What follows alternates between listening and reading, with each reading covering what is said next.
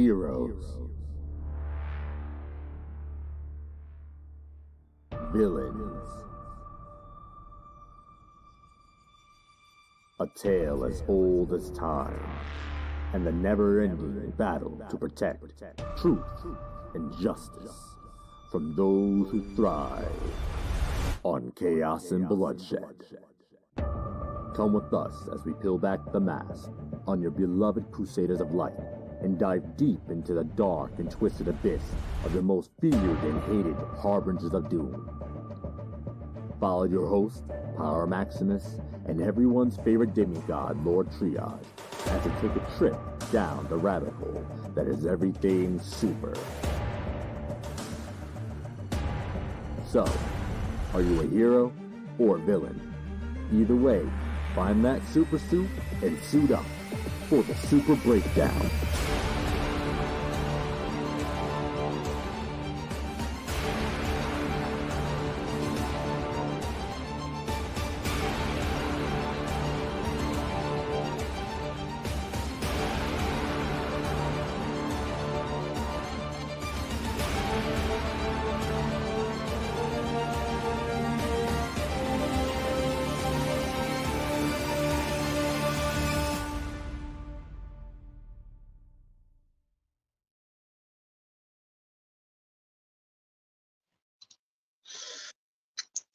Hello, hello, hello, all level 7s. We are back at it again.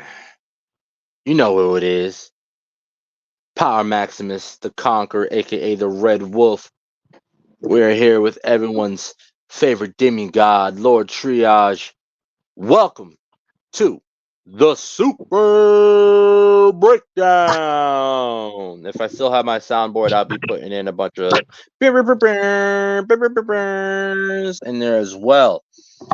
We're back for another week. We are back with another show.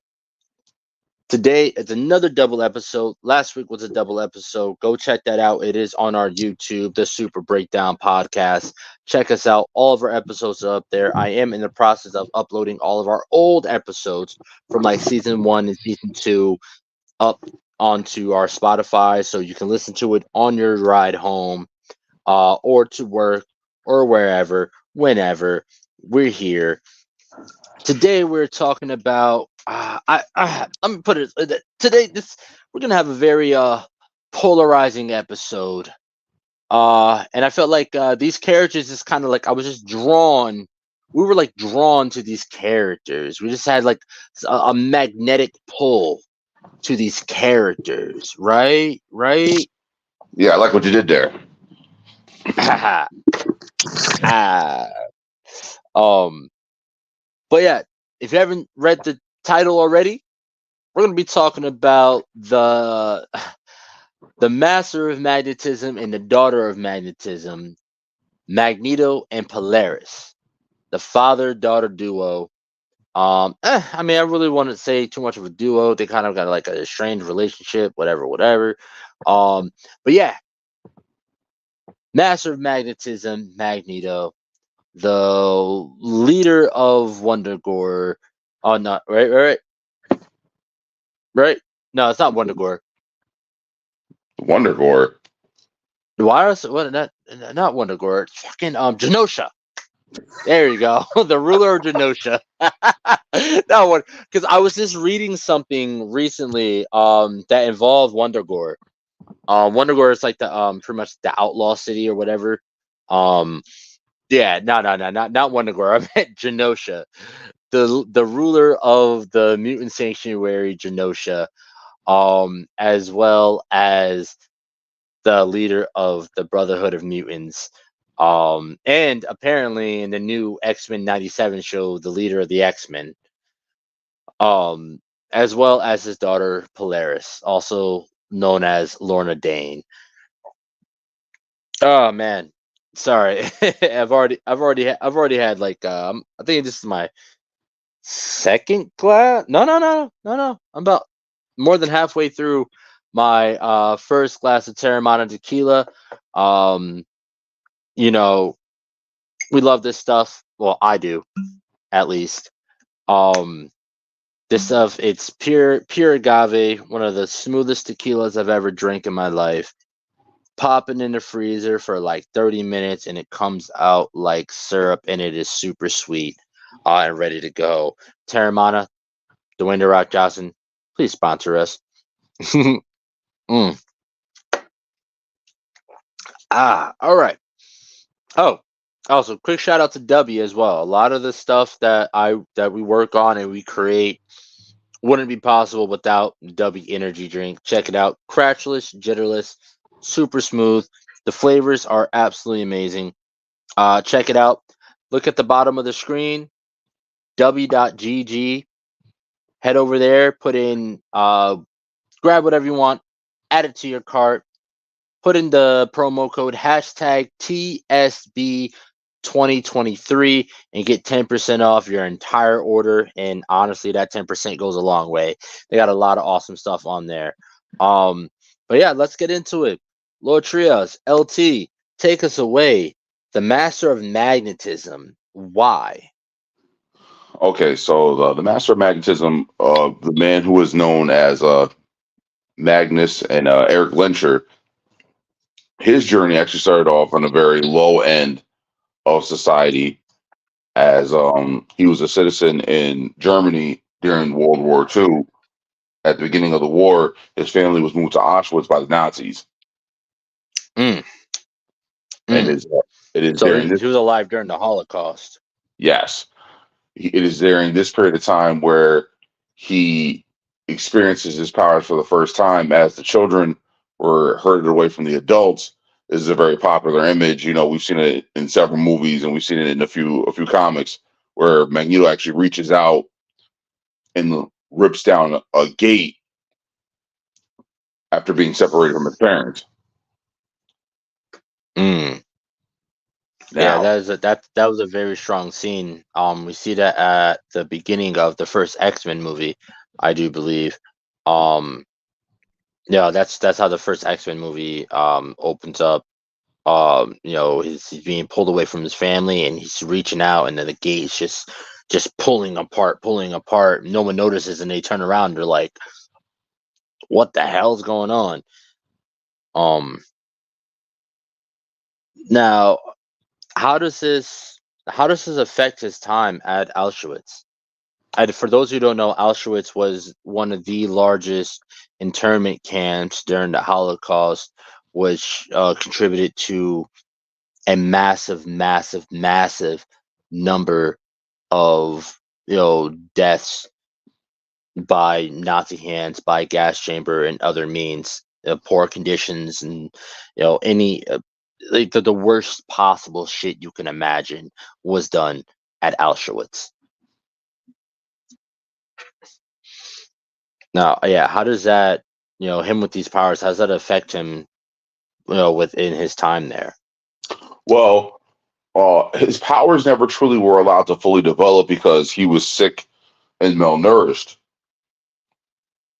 because of the way they were treated. So it's like he could never truly tap his full potential or even remotely scratch the surface of it. He could do small things like, moving a coin or tearing down the gate. That was in a fit of rage. So it's like it's one of those things that he couldn't really he couldn't reproduce it again on command the way he wanted to.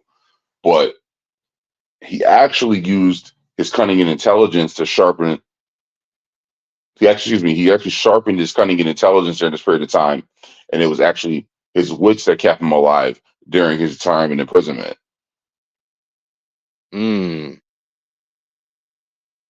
Because we all know Magneto he's incredibly intelligent. He's super witty. So how did that come about? Like, how did that help him survive? He was constantly either manipulating the situation around him, whether it was the people in the bunks with him, whether it was the guards who were watching him. He was always trying to get over, get around, or get past whatever obstacle was in his way, whether it needed to be him getting more food or being able to get some more sun or being able to switch barracks, whatever the case may be. He always found a way to get what he needed to an extent without causing suspicion or being looked at as a threat or being favored. Mm. Now, like this again, I don't know too much about Magneto. At least his formative years. You know, him growing up. You know, I know a lot about a lot of the stuff that happens after the fact. You know, how to you know what ends up getting him out? Because I mean, so again, I know a lot about the movies, and you know a lot about the comics, and that I love how that's how this dynamic works, and I love that. So in was it First Class, X-Men First Class, we get to see a little bit deeper into his formative years in Auschwitz, and we end up seeing him come in contact with and pretty much what is his name? Sebastian Shaw. Stro- Sebastian Shaw. I was about to say Von Stroker, but the Von Strokers were Fenrir, the twins that had when they combined their powers, it became damn near a fucking atomic bomb. Yes. Yeah, Sebastian Shaw. Now I see him in the movie. In the movie, we see pretty much Sebastian Shaw. He sees his power, and he starts pretty much testing him and trying to help him hone his powers to pretty much essentially use him as a weapon for the Reich. How does that how does that translate over from the comic books? Is that something was Sebastian Shaw a character from the comic books that they brought to the live action, or was he with a character that they or in that and was that a situation that they brought specifically to the movie?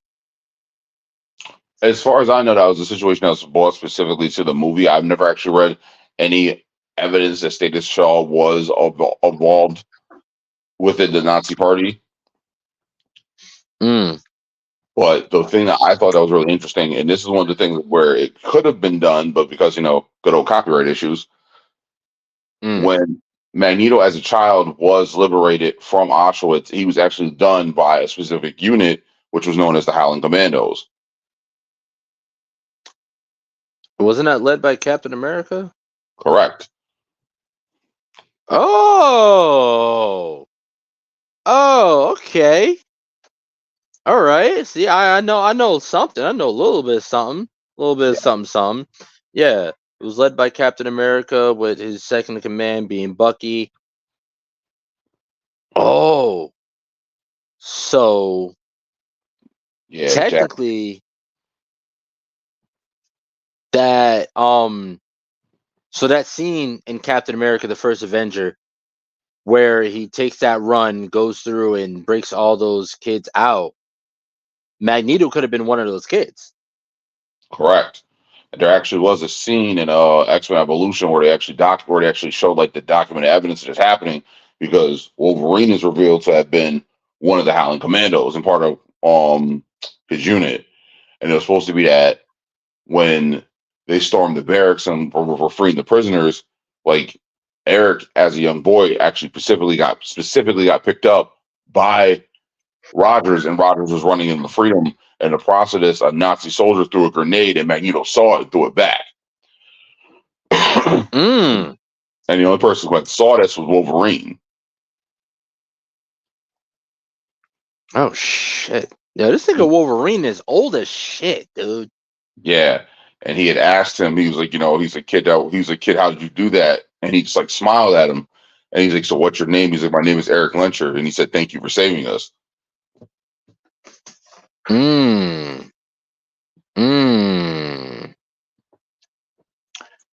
All right. Looks like we got a comment in here. It's like I like that story better. Which story was it? Is it the X-Men and Wolverine and the X-Men storyline, or is it the movie storyline that you like better? Now, I personally agree. I like the X-Men and the Wolverine and X-Men storyline a lot better. It gives a little more context to it. I felt like the First Class storyline was a little bit rushed. Um, even though that movie was supposed to really be about him. Yeah, that was supposed to be a Magneto origin story that they did with Wolverine, but the Wolverine movie uh, tanked so badly they shifted it to Oof. an origin of the X-Men movie. But you know what the funny thing about that What's up? is that I don't take that movie as the origin of the X-Men. I take it as the rise of Magneto. That's really what it is. It really is the birth of a villain. It really is. It really, really is. And out of all the X-Men movies that, from X-Men, X2, X3, X-Men United, to Origins, First Class, to fucking Days of Future Past, Apocalypse and Dark Phoenix, I liked First Class more so than the rest. Let me not forget Wolverine and Logan. Um, so when it comes to specifically the X-Men, yeah, I felt like First Class was very well written, and Magneto's character was so well flushed out. By the great Michael Fassbender. Absolutely. I try to tag him in the post, but he has his Instagram set to, he can't be tagged, which is unfortunate. Because I love Michael Fassbender as an actor. He's an amazing actor. That's why. And I feel like he absolutely killed that role. And I feel like it was so connected. I felt like as if he was a young Ian McKellen's Magneto. Like I really felt like, all right, this is because like a lot of times when like you'll see a character, an older character, but when they do a prequel, you see the younger version of that character. You can't make the connection between the two, between the older version and the younger version. But his character, I felt was so um was so I felt so connected to the older version of his character. Like I feel like he really did his research. He really went back and watched Ian McKellen's portrayal of the character. I feel like he probably even had conversations, sat down and had conversations with him, because I've seen them in interviews before. I think it was for Days of Future Past. They were on some BBC show with oh, ow, smacked my hand on my desk. Ow. um they were all three of them. Hugh Jackman, Michael Fassbender, um, McAvoy, and Sir. Sorry, let me clarify. Sir Ian McKellen, all on the same show together, talking about Days of Future Past, and I really feel like he sat down with him and really got a good feel of the character. Chaz, I definitely agree. X-Men 2, and First Class and Logan, hands down, I feel like the best X-Men movies of the franchise. I definitely agree. And then I believe we all can agree that Origins was the absolute worst. I'm tied between. It's a three-way tie for the worst. It's a three-way tie for the worst between Origins, Dark Apocalypse, and Dark Phoenix. What would you say was the worst? We don't talk about Bruno. No, no, no. So we don't talk about uh, Bruno. all right, so out of the three, I'll put Apocalypse. So one being the best and three being the worst. I'll put Apocalypse as a one. Um, I'll put. All right, I put Origins as two, and then Dark Phoenix as three, as the worst. So I feel like Dark Phoenix made no sense whatsoever. I I feel agree. like Origins made way more sense. It wasn't the best. also feel like part of the reason why it wasn't the best movie is because of the massive leak. I watched the leak. So I watched the movie before it was finished. You remember that? They leaked the entire movie for Wolverine Origins. Yes, I do. Yeah. I watched the unfinished version back in middle school. And I gave it the benefit of doubt because I'm like, all right, it's not done yet. Like there was whole like complete like grayscale model, like straight out of Blender scenes. There were storyboard scenes, like no VFX, like green screen visible. Like it was. Did you see the unfinished cut? I did. Okay. So you know exactly what I'm talking about. You know Yeah, exactly what I'm talking about. from the wires to the screens to the I remember it. Yeah. Remember Zero when he's running, he throws a gun, the wires on the fucking guns as they're spinning in the air. The fucking Deadpool fight on top of the nuclear reactors, I was silos. so upset by that. So upset. Yeah. We don't talk about Bruno when it comes to that Deadpool. That's not Deadpool. That's not even what I was talking about. I was talking about the thing with Agent Zero. Because you know in the comics, his character is actually Christopher Nord, and he has the ability to manipulate kinetic energy. Yeah. Like he can absorb it and redirect it. So it's like they didn't really show that well at all. But we're getting off subject. Yeah. My bad. Yeah. Let's see. Did you know James McAvoy shaved his head when he got cast as Charles? He assumed that he was going to be bald for the film, but the director was like, "No, we wanted this Charles to have hair." Norton Graham show. That's what it was. The Norton Graham show when they were all on there talking about Days of Future Past. Yes, Right. yes, we did know that. Now, he gets rescued from. So we'll run with the Wolverine and X-Men storyline where he's saved by the Howling Commandos. Where does the story take him from there?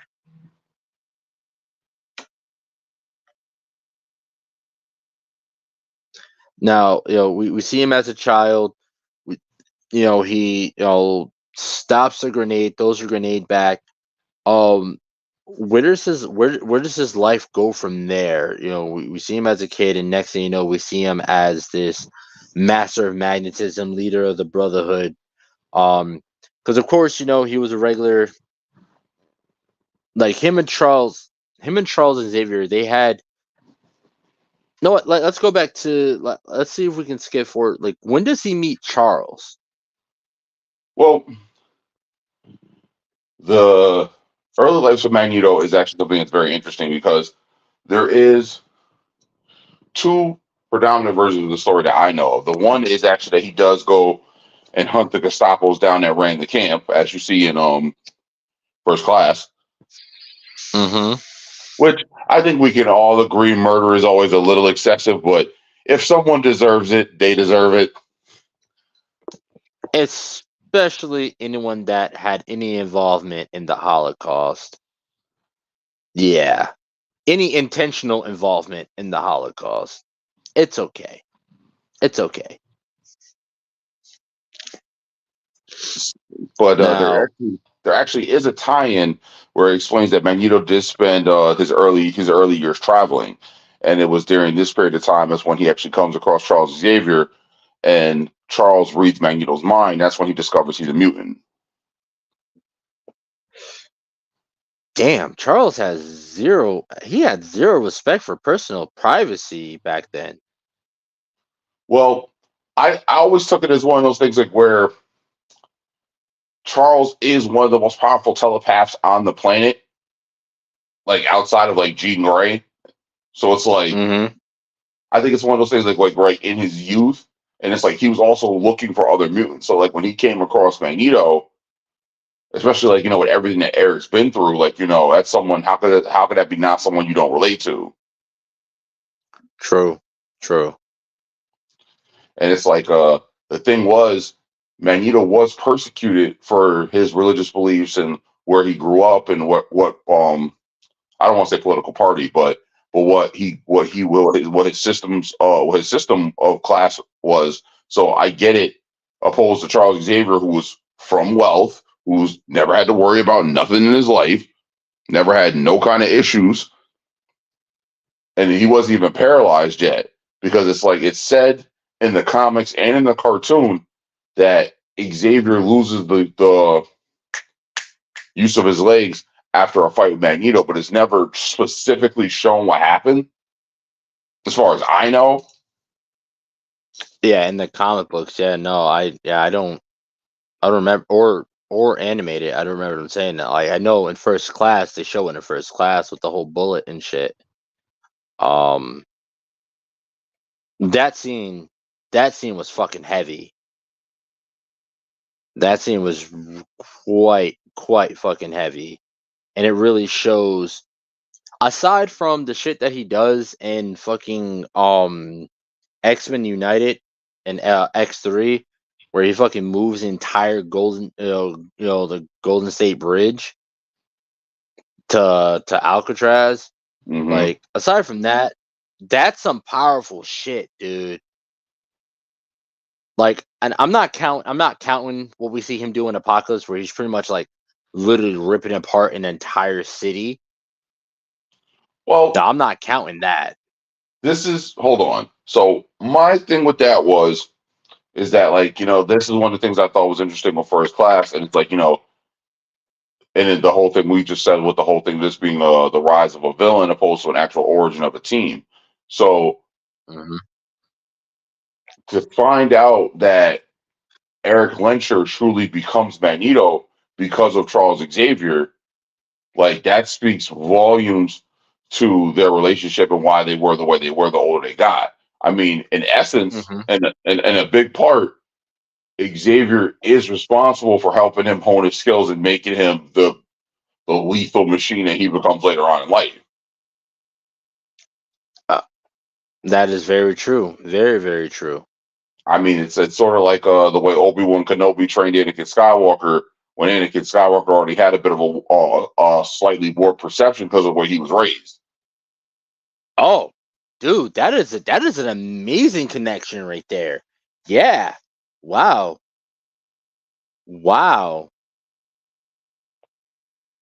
I never thought about it like that. That is actually a really, really, really, really good connection there. And it plays out damn near the same way. He finds him when he's young, he's angry, he's broken, he has a lot of resentment, a lot of hate within him, and then he teaches him how to grow his power.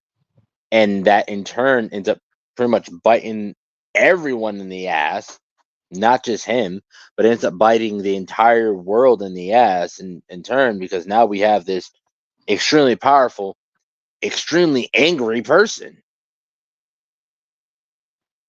Right. But the wild part also is that I've said it before and I'll say it again, Magneto's not necessarily wrong. He's not. He is absolutely not. As we all know, the creation of the X-Men in general, which includes Magneto's character, was to shine light on Jim Crow, segregation, oppression, and the hatred towards black people and any other minority. The mutants are supposed to be the minority, or the African American, the Mexican, the Hispanic, the brown people of the brown and black people of the Marvel universe. That's essentially who they were supposed to be. So we already know that Xavier is supposed to be the Martin Luther King stance on things. We cohabitation, coexistence, working together, showing love, respect to each other. Magneto, on the other hand, is the more Malcolm X stance. Any means necessary. We will be respected. We will be loved. We will be cherished. Magneto took it one step further, as in we are gods among men, But there's and they different will religions. worship us on that shit. But there's different religions and practices that preach that too. That, whew, yeah, yeah. Mm, so I can definitely. So Magneto's whole thing was like, listen, they will never accept us for who we are. They will never willingly and openly accept us for who we are because we are far more powerful than they are. Mm-hmm. We are different than they are. Homo sapien. Well, I know they had their own name for mutants. They were There all was was they're it homo superior. They're homo superior. Homo superior? Yes. They'll never accept Homo superior. They will always try to destroy Homo superior because we are superior. We are stronger. We are faster. We are smarter. We have way more abilities than they do. They will always try to neutralize us, to castrate us, to stop us from growing. While Xavier is like, no, not all Homo sapiens are bad. Not all Homo sapiens are against us. There are many who want to work with us and grow with us and learn from us. So I can definitely understand, and that's why I love the X-Men so much, because this is why I love the X-Men so much, because you see both sides and you Listen, can understand both sides. it's a very simple question. Is Charles Xavier a man of peace or is he an Uncle Tom? Is Magneto a terrorist Ooh, or is he the militant leader his people need? ooh, ooh. That is very oof, oof. And once I again, never thought about it. everything they say about Magneto is the same shit they said about Malcolm X, but Malcolm was never a liar, was he? Nah.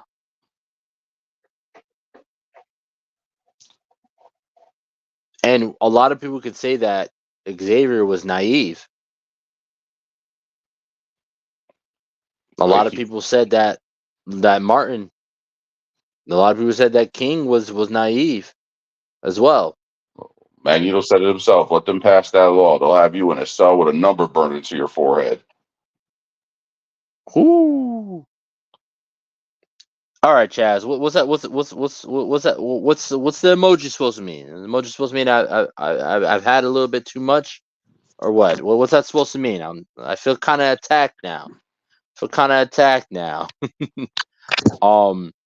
But that is a good point. Idealist versus realist. That is a very, very good point. Definitely, I definitely feel like personally, my personal opinion, I feel like Xavier was definitely an idealist. And he definitely, he saw the good in the world, and I feel like he didn't respect the evil in the world. While all Xavier is known was the evil of the world. His childhood was plagued by the worst. His childhood pretty much started with the worst possible thing that has ever happened in the world: the genocide, the mass incarceration, and the mass massacre of millions of people. I said that might be side with the American slave trade, but moving on. I said one. I said one. I said one because me personally, I say there's three. There's three: slave trade, Holocaust, atom bomb. Oh, all right. Fair enough. Fair enough. Now, And hmm let me ask you this real quick question though. hmm Which side are you joining?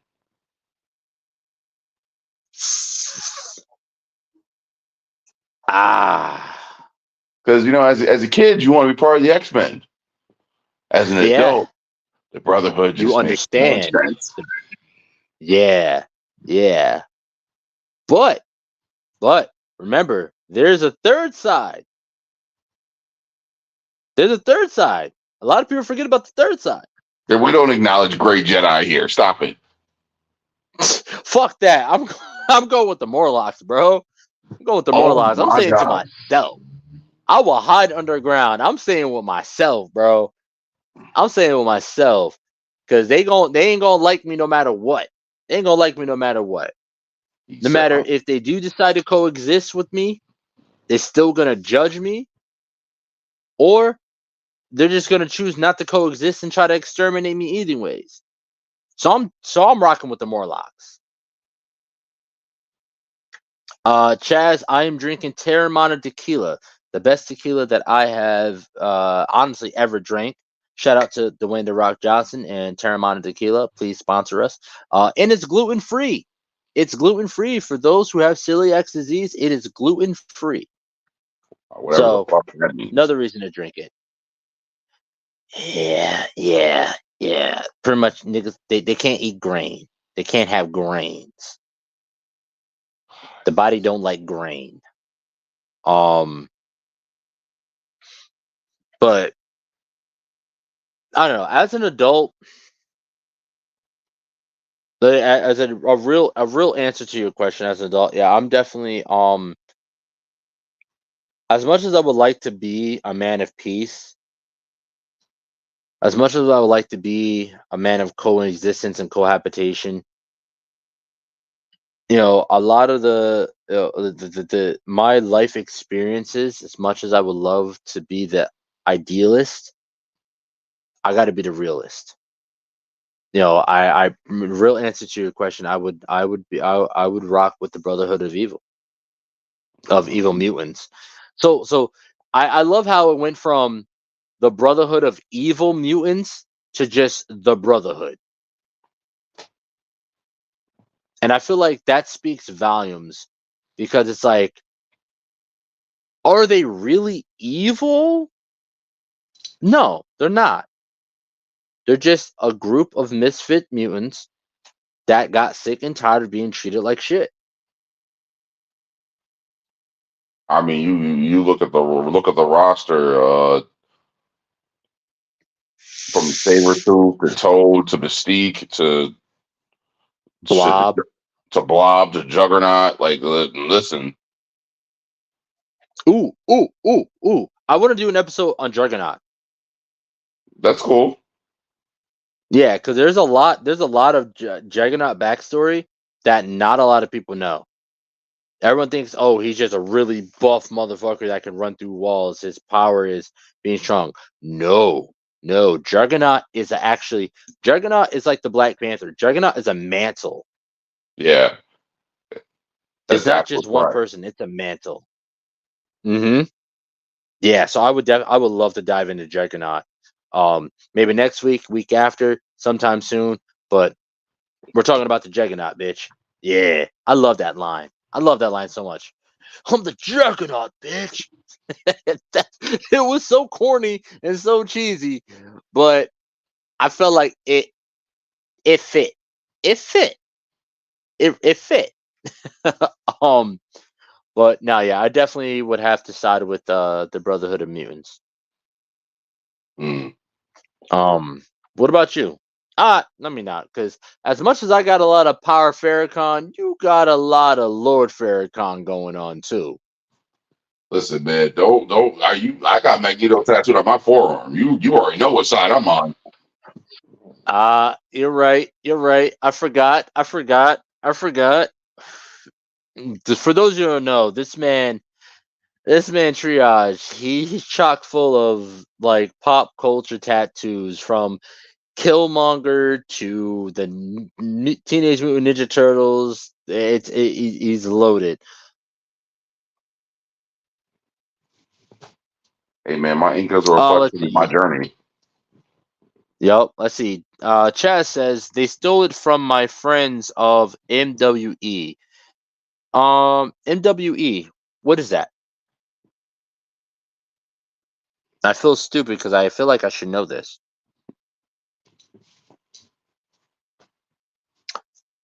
I'm trying to decipher it. I'm pretty sure the E is for evil, but I'm not too sure what else it is. So yeah, Chaz, definitely decipher that for me. Let me know. My Way Entertainment. Interesting. But no, yeah, I just feel like, again, like as an adult, as a child, you look at, they portray Magneto as the bad guy, as the one that pretty much, they I feel like we were force fed cohabitation as a child. We were force fed coexistence as a child. I feel like we were force fed there's no war in Ba Sing Se as a There's child. one nothing to say.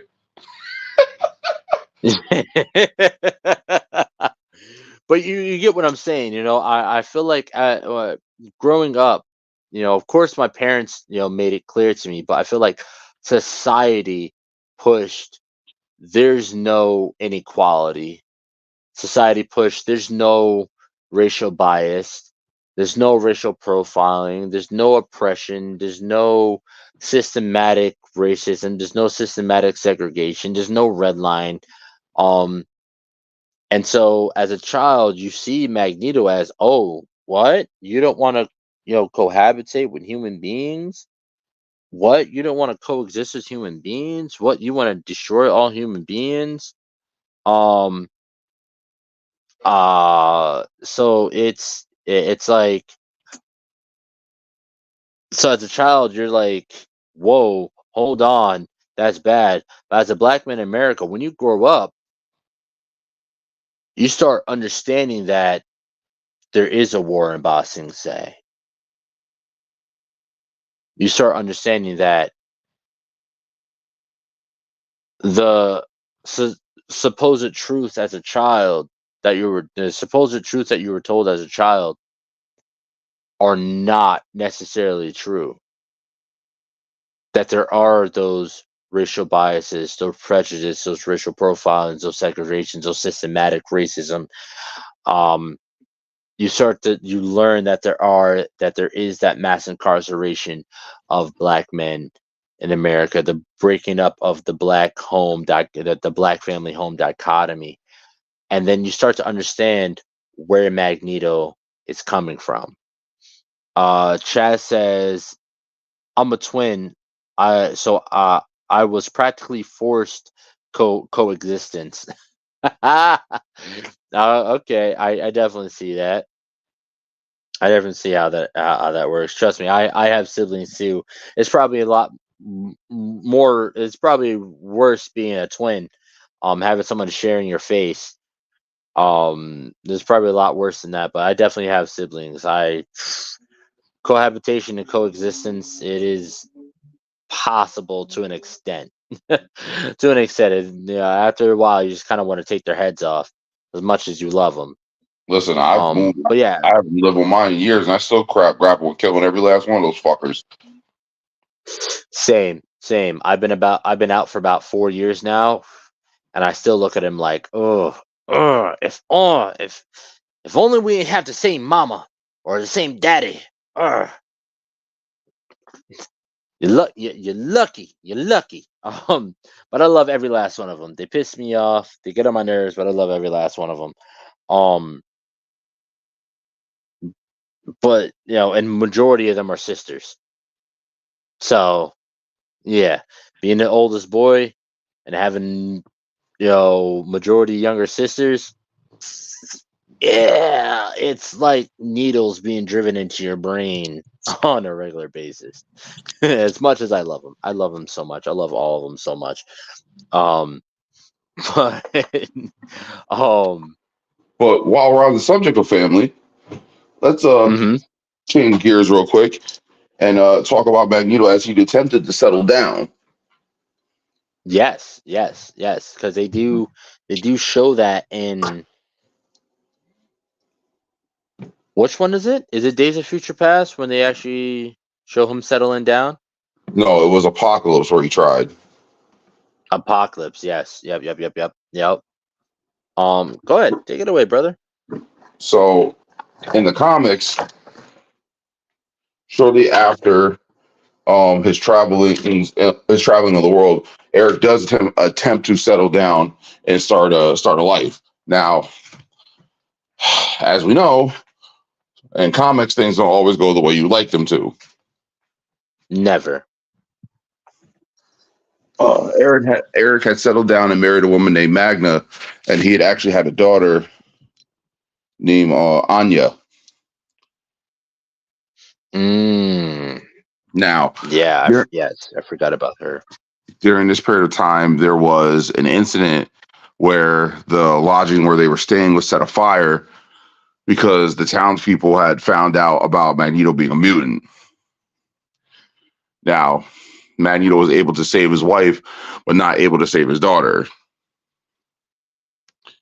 And in a fit of rage, Magneto proceeded to kill everyone everyone he saw who was responsible for this act.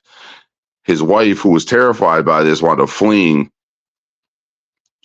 and then shortly later, she gave birth to two twins who are Pietro and Wanda, the Scarlet Witch and Quicksilver.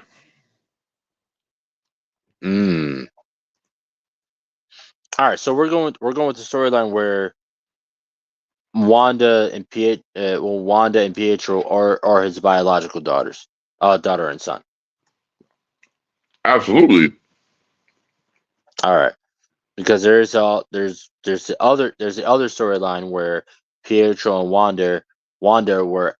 I mean, actually, we don't really know because it's also suggested in this storyline that he is their biological father. Because the storyline I'm thinking of is Pietro and Wanda being the son and daughter of a gypsy family that actually they end up getting kidnapped by the High Evolutionary, experimented on, enhances their powers. He sees them as a failure, sends them back to the family. They found out that the mutants, and then the townsfolk pretty much run them out of town, and Magneto ends up saving them and adopting them. That's the story. That's the storyline I'm thinking of.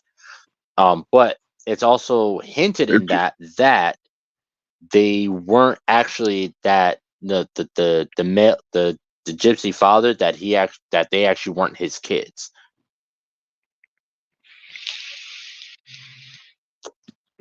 Well, no, they were raised by gypsies. That is true, but no, those two are Magneto's children, and the whole thing with them being experimented on not high evolutionary.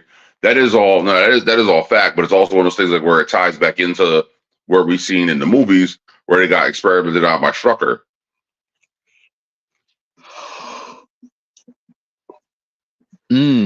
Okay. Remember? Okay. And Yeah. WandaVision, uh, Agatha, she asked her, like, do you think the Mind Stone really gave you your powers, or did it unlock what was already there?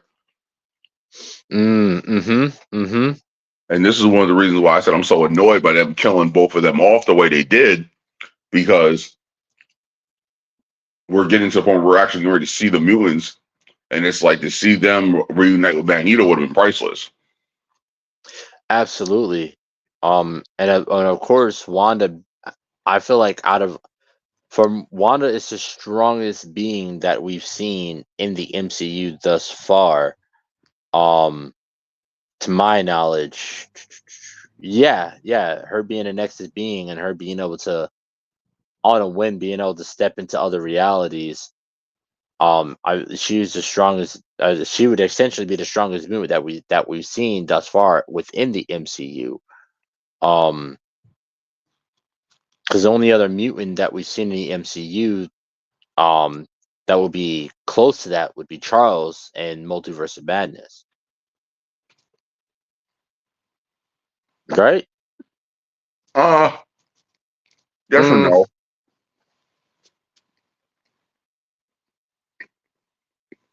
Yeah. Yes and no. Yeah, yes and no. Oh, yeah, yes and no. But again, when it comes to Multiverse of Madness, we got to take it with a grain of salt because it's like, do we even really count? It's hard because I don't want to count Multiverse of Madness because it pissed me off so much. It was such a fucking bait and switch, pissing me off to the fullest extent. It's fucking snapping Charles's neck like that. That's some bullshit. I mean, I'm sorry. Comparing Charles to Wanda. Wanda is a novelist at best. So I have a hard time believing she beats the world's most powerful telepath inside his own mind. Exactly. Or actually, no, he was inside her mind. Regardless. Either way, yeah. I mean, granted, we can easily say that Charles probably wasn't as powerful as she was because he's different universe Charles. It's a different universe Charles, different universe, group of Illuminati. Even in the comic books, I didn't really see the Illuminati really being that powerful. I feel like the most powerful person would be Charles in the comic books Illuminati, the legit canon Illuminati. Charles, Namor, Black Panther, Tony Stark, Doctor Strange, and Black Bolt. I would say Charles is number one on top as the strongest person in there. I'd say Strange and Black Bolt would be tied for number two because Black Bolt can literally just destroy an entire planet with just a whisper if he wanted to. Or he could also blow his own brains out. Jesus. We don't talk about Well, I would even say out, blow his own brains in because this shit didn't even leave his skull. That was so bad. Oh, that was so fucking bad. But yeah, no, yeah. All right, cool. We'll rock with that. Or that storyline because that is the canon main storyline that Wanda and Pietro are his biological children. Correct. All right, now, he ends up settling down. His daughter gets killed. He goes on a murderous rampage between the two. His wife ends up giving birth to the twins. After she flees him.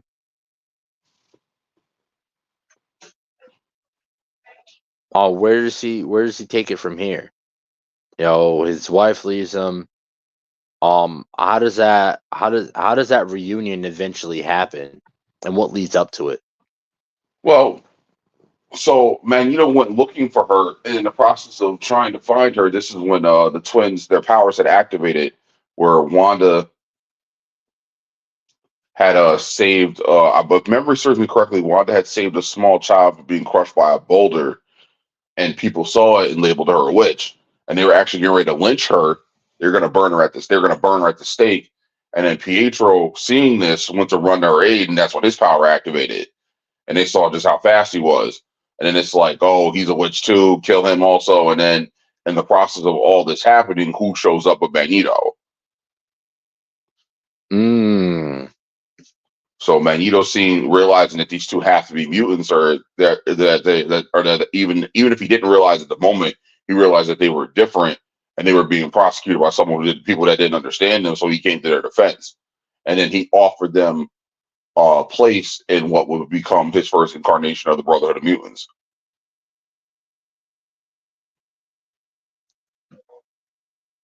All right, so and that part lines up with the story that I read. That part lines up with him coming to he ends up coming to their aid and ends up saving them. Um, Now, at what point does he end up finding out that they're his biological kids?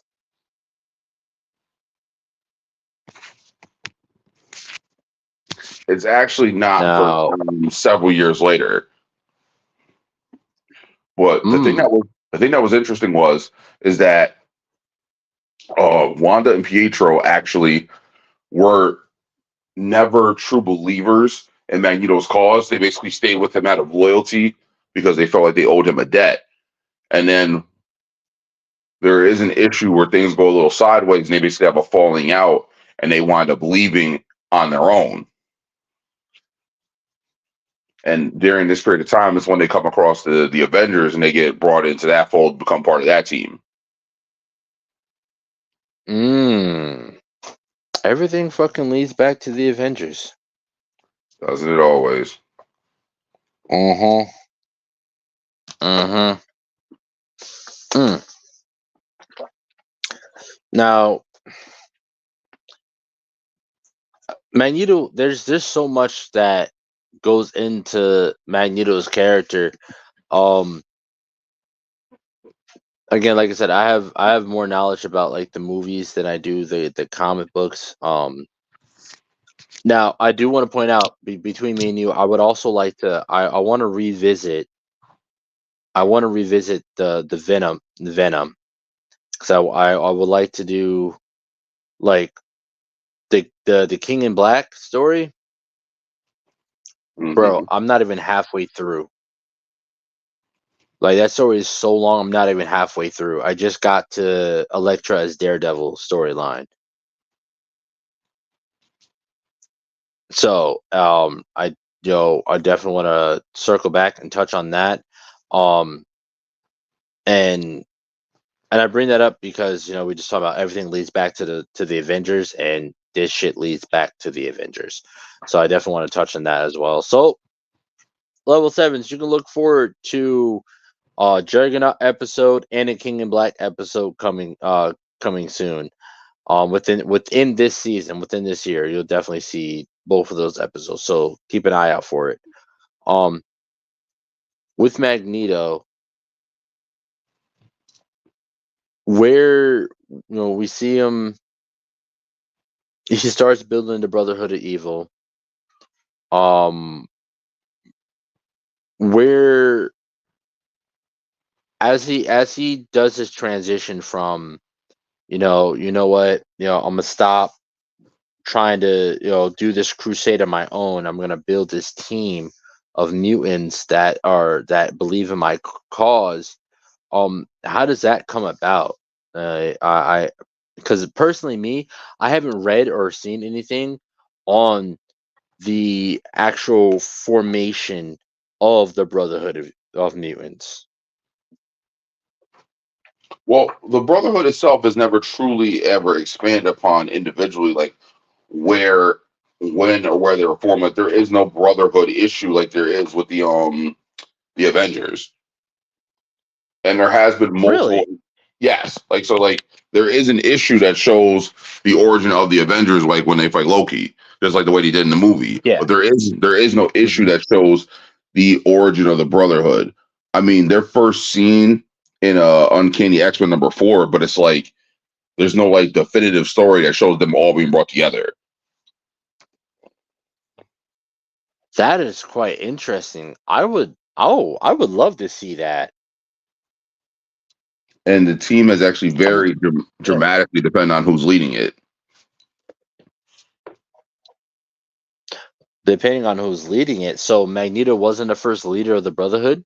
No, he was, but his Brotherhood, the original Brotherhood, was Magneto, Toad, Mortimer Talansky, the Scarlet Witch, Wanda Maximoff, her brother Quicksilver, Pietro Maximoff, and then a telepath mutant by the name of Mastermind.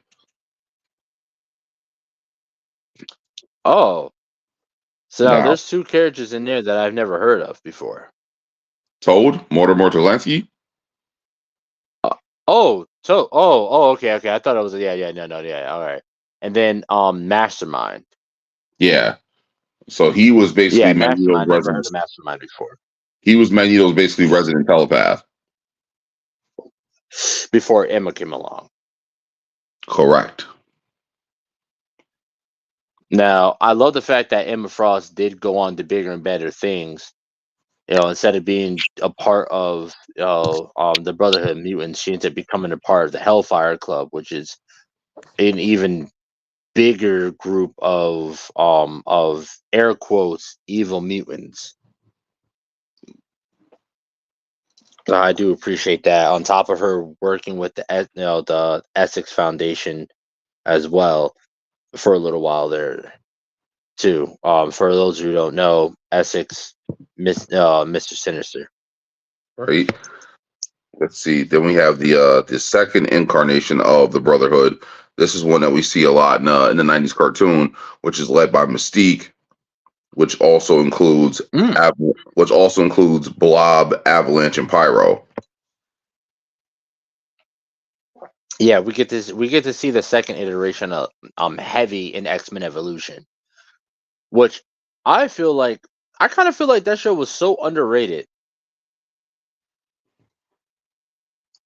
Like X-Men Evolution was really, really fucking good, and I feel like it doesn't get the shine time that it really deserves.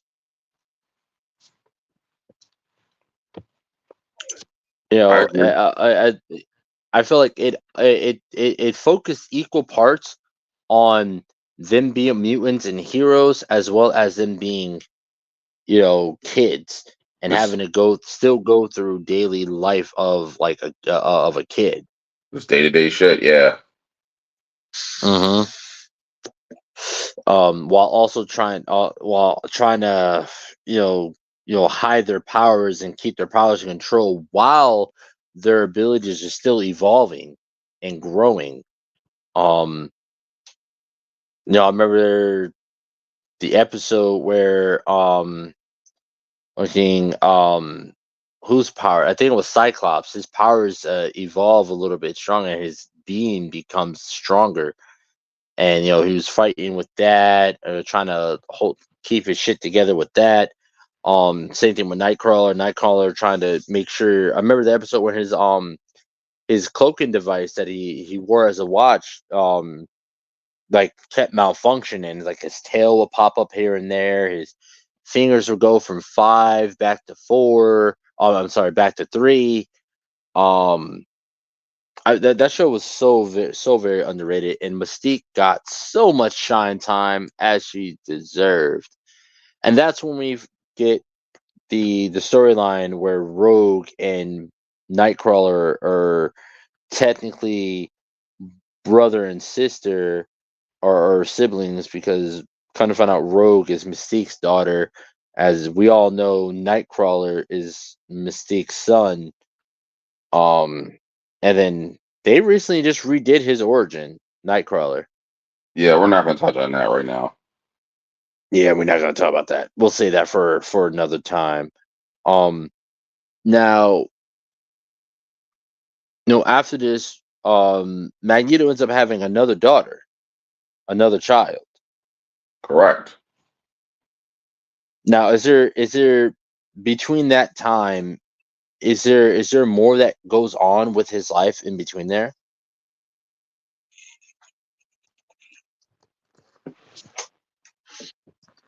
I know that he starts to lay the roots for the foundation of what becomes Genosha.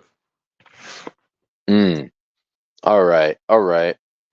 So before we get into our next hero, let's take a look at some other podcasts that I definitely want to shout out. These guys are absolutely amazing in the environment and the community that they're building. So let's take a quick break and hear from Midnight Comics, Roomful of Blurs, and Icarus Podcast.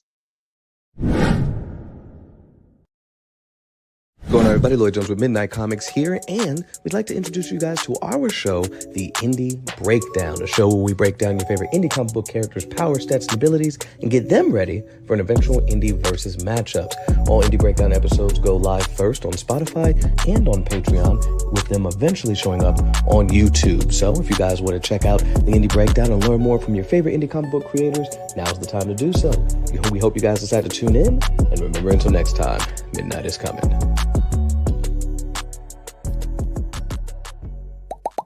Hi, I go by Lady Mandalore, the creator of Roomful of Blurs. Do you have a whiteboard in your room? Do people get a glazed over look in their eye when you start to explain things to them? Well, come join me every Sunday at 7 p.m. Eastern Standard Time, where we can talk comics and get to know some new creators of color, only on YouTube and Twitch. What's going on, everybody? It's me, Calvin, from the Icarus Podcast, and I just want to say that we got new episodes coming next Saturday and every Saturday after that. So all I will have to say from here is keep enjoying the show. You can check us out, www.icarusmetrocomics.com. Check us out on YouTube, TikTok, Facebook, and more.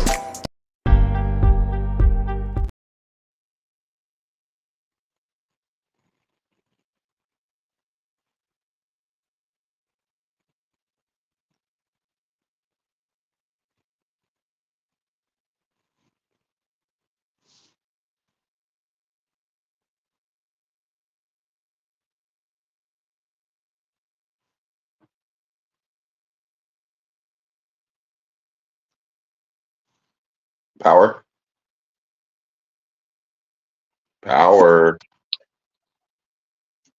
I'm always here. uh, definitely. I definitely want to give a shout out to Icarus Comics. They are absolutely amazing. All their characters, the storylines that they have for their characters it's absolutely amazing. It's super, super deep. Again, another Black owned and operated comic book company. So of course, we're definitely going to shout them out 100%. Shout out to Midnight Comics. Again, Black owned and operated family comic book company. Art is amazing. The story is amazing. And then also shout out to Roomful of Blurs for giving people like us a room and a space to talk in, to speak in, and just be our own natural selves. Check out the Indie Breakdown. They're on Spotify. It's underneath the Midnight Run on Spotify. And check them out on their YouTube, Midnight Comics and Roomful of Blurs. She's actually live right now. Lady Mandalore is live right now at the same time we are. So definitely when you get a chance, maybe pop over, check her out as well. Roomful of Blurs on Instagram and YouTube and Twitch. But yeah, so as we were saying, Magneto ends up having a fourth child. Anya, Pietro, Wanda, and then Lorna Dane, what she is most commonly known as Polaris, who ends up having and inheriting the same exact powers as Magneto, but I feel like she might be a little bit stronger. That is a possibility. Unfortunately, we don't get to see her go all out as much as we would have liked to see her. She's more prevalent in the comics than she is in live action, or in the animated. We've seen her in the first episode of the original 90s X-Men, and then we also see her as one of the main characters of Gifted, which I feel like deserved way more shine time than it got.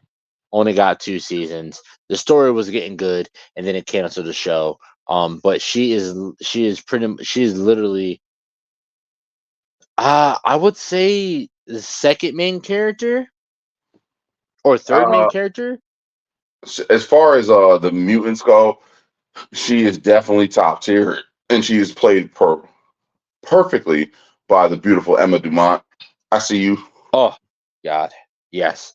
I definitely I want to shout. I definitely tag Emma Demont in the post about the show. And who else? I definitely tag Sir Ian McCullen on the promo for the show as well. So if you guys are watching, hi. I doubt they're watching. But yeah, I feel like that the main characters for Gifted were um Thunderbird, Who was another cool Polaris. character? I actually like to do an episode on Yeah. Thunderbird. Oh yeah, I'm down for that. I'm definitely down for that. I feel like a part of it feels like we touched on that in a previous episode, maybe like season 1. I'm pretty sure we talked about it. We did, but we didn't go into the right detail. Yeah, yeah. So we'll definitely spin back around the Thunderbird, Polaris, and then the what is it? Fenrir, who's actually two mutants that can combine their powers and pretty much become nukes. They're also twins. Was it Von Stroker? The Right? Von Strucker. Yeah, Von Strucker. There's Von Stroker and Von Strucker. But yeah, the Von Strucker twins. And yeah, they are the one brother is fucking psychotic in a way, and the sister is, nice and dainty and stuff like that. But yeah, so Polaris plays. I would say he was a victim of circumstance. Okay. All right. Yeah. All right. I definitely will say that. Howard, in this world, there are two kinds of men, and only two. There's the one staying put in his proper place, and the one with his foot in the other one's face. Damn. Can we put that on a shirt? I'm gonna find a way to put that on a shirt somewhere. Okay. I'll definitely say that. All right. On a quick side note, before we start really diving into Polaris, I have to say, the father's powers, when he actually stops taking the pills and his powers start really showing, and he's pretty much has the power of decay. That was fucking dope. That was so fucking dope. Like anything he touches just crumbles at his touch. Yeah, that was really fucking dope.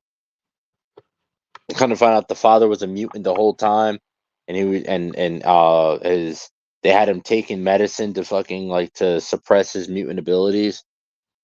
Crazy, fucking crazy. The show had so much potential. I'm so sad that they canceled it. I'm so fucking very sad that they canceled the show.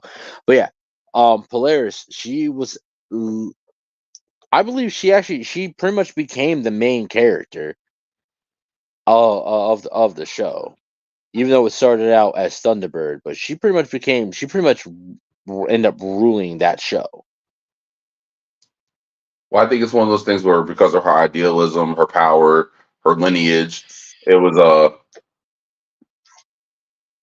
pretty strong chance of that happening anyway. But I like the fact that we actually got to see the whole thing of the development of her character. They didn't shy away from her background and the actual. We kept it true to the comics with the color of her eyes, the color of her hair. I like the fact that they touched on her mental illness because Polaris is bipolar. Yeah.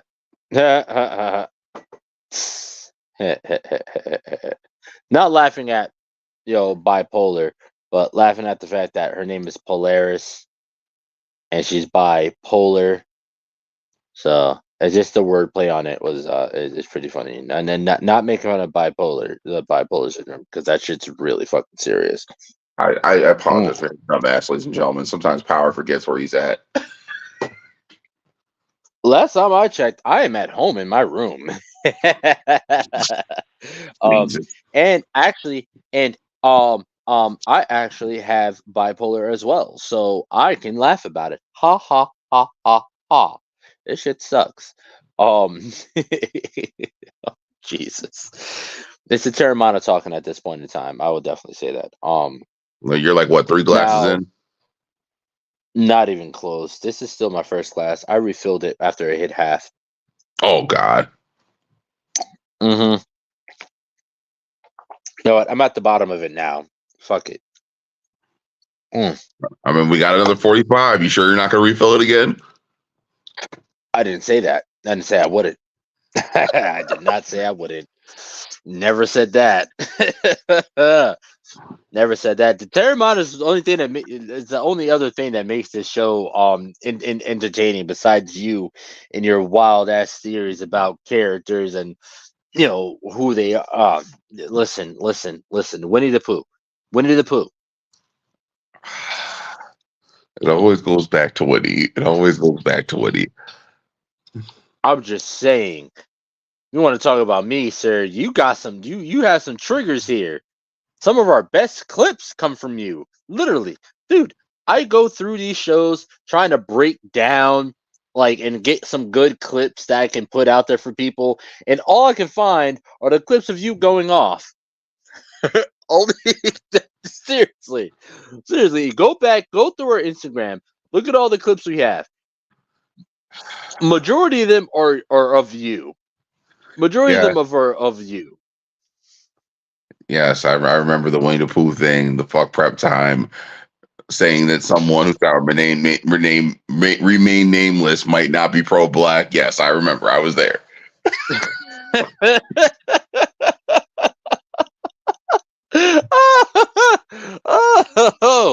Oh my god. I almost forgot about the pro-black. I was like, whoa, dude. that escalated quickly. I did not see that shit coming. Oh man. Good times. Good fucking times. Okay. All right. I got a question for you. In a battle between Polaris or Magneto and Batman, who's winning?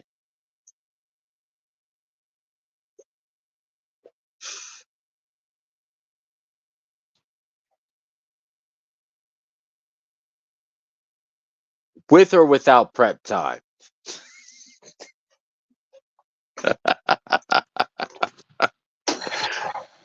You and it's fucking prep time. Listen, to all those who think that prep time is such a big deal, y'all can eat a shark's ass, okay? Oh, shark's ass. Damn. You can be given the most time in the world, all right? I don't give a flying fuck about prep time, all right? Agreed, because at the end of the day, if prep time was so goddamn prevalent, why is Shikamaru losing? Why is Deathstroke losing? Why is Ra's al Ghul losing? Why is Killmonger losing? Black Panther, Painkiller, Doctor Doom, Vandal Savage, Eren Yeager, Baron Zemo, Apocalypse, Kane the Conqueror, Brainiac, Darkseid, Light Yagami, Father. And there's one person there I never can Asmodeus. Why are they losing? If prep time is such a big motherfucking thing, why are they losing? They shouldn't. That's the answer. They definitely absolutely 100% shouldn't. And again, let me point out, I have not finished Attack on Titan, so I don't know how it ends. I haven't finished it yet, so I don't know if Eren Yeager loses or not. But again, all those people you can look forward to being on the back of our Fuck Prep Time t-shirts and sweaters that will be coming to you this year.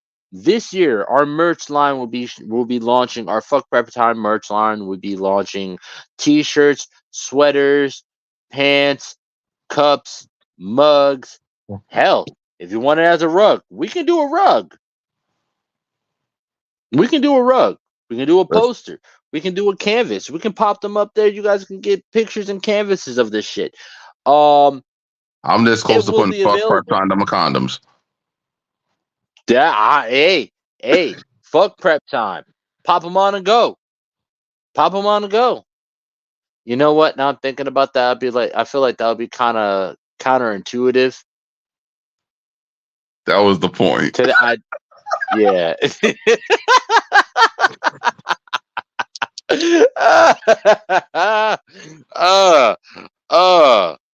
Better off just calling the fucking brand called Raw. Fucking fool. Might as well just fucking fuck Prep Time Comics Raw. Oh damn. And that is what you're gonna get here on the Super Breakdown Podcast. Pure raw entertainment. No filters, no none of that. Just raw.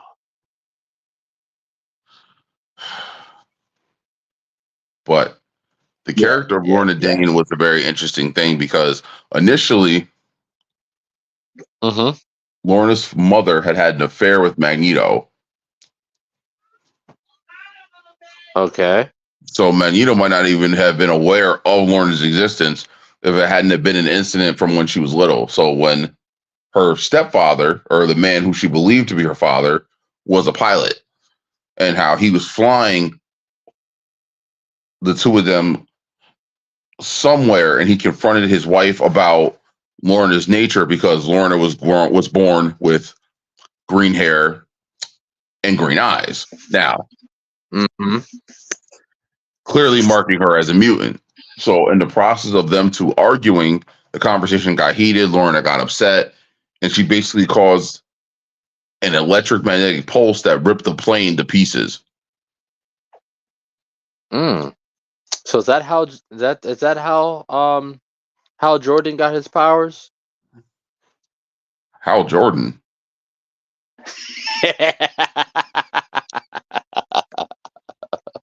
Sorry, I had to. I couldn't resist. As soon as you said her father was a pilot, it's the first thing that popped in my mind. It was Hal Jordan. Jesus Christ. Yep, the first thing. I was gonna go with Jon Stewart, but I was like, all right, I'm gonna go with the first one.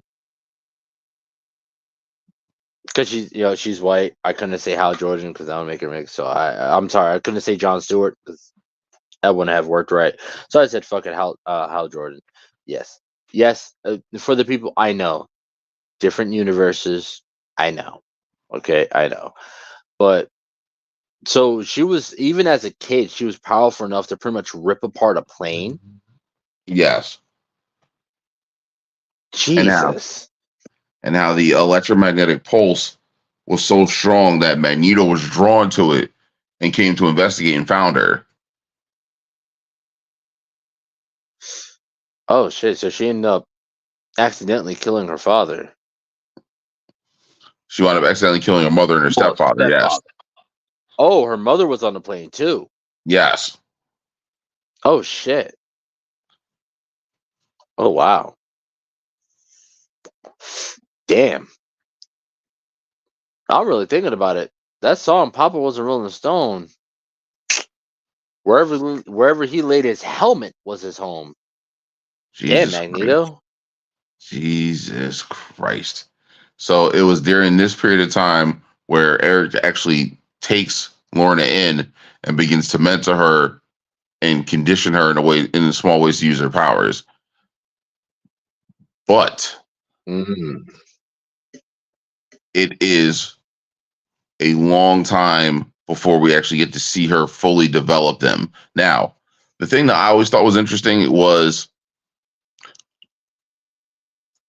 Lorna actually winds up siding with the X-Men after an incident where it got revealed that Lorna was being manipulated by a follower of Magneto. Oh, how so? So Magneto had came up with this plan, and this is one of the things that we had seen in the movies, where he was going to awaken the dormant X gene inside certain people in a certain area. Now, excuse me. The mutant who was controlling her, if memory serves me correctly, it was a Mesmero. That's the name I know. Who was manipulating her and the people in the area in order to accomplish this task. Now, Bobby Drake, Iceman, was the first X-Men to actually meet Lorna, and in the process of meeting her, he discovered who and what she was.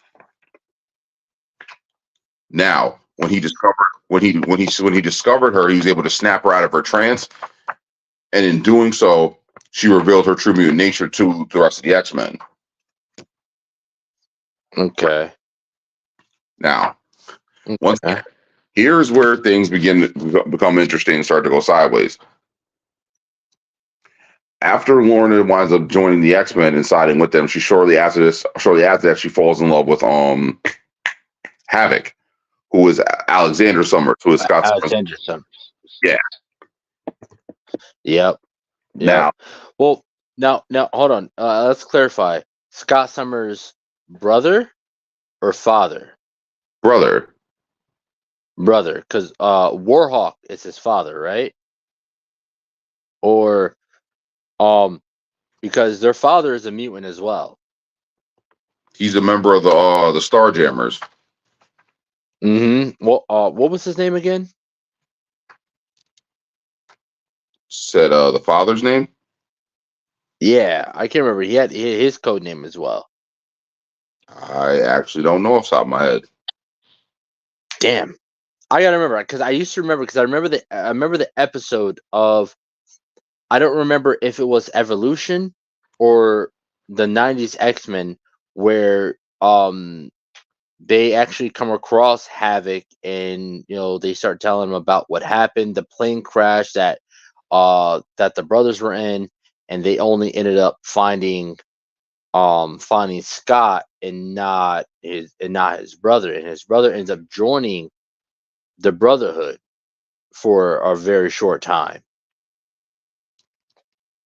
We actually, for those who know, we actually see Havoc in X-Men First Class, which didn't make a lot of sense to me. It would only make sense that he was their father. I don't know why I think it's Warhawk. No, I'm pretty sure Warhawk was Thunderbird's brother. No, Thunderbird's brother was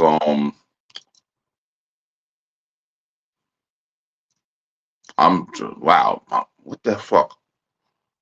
So no, hold on. So Alex and Scott are brothers. Their father is Christopher Summers. Mm-hmm. And yes, he is I the leader. remember. He's the leader of the Starjammers. I remember it was the episode where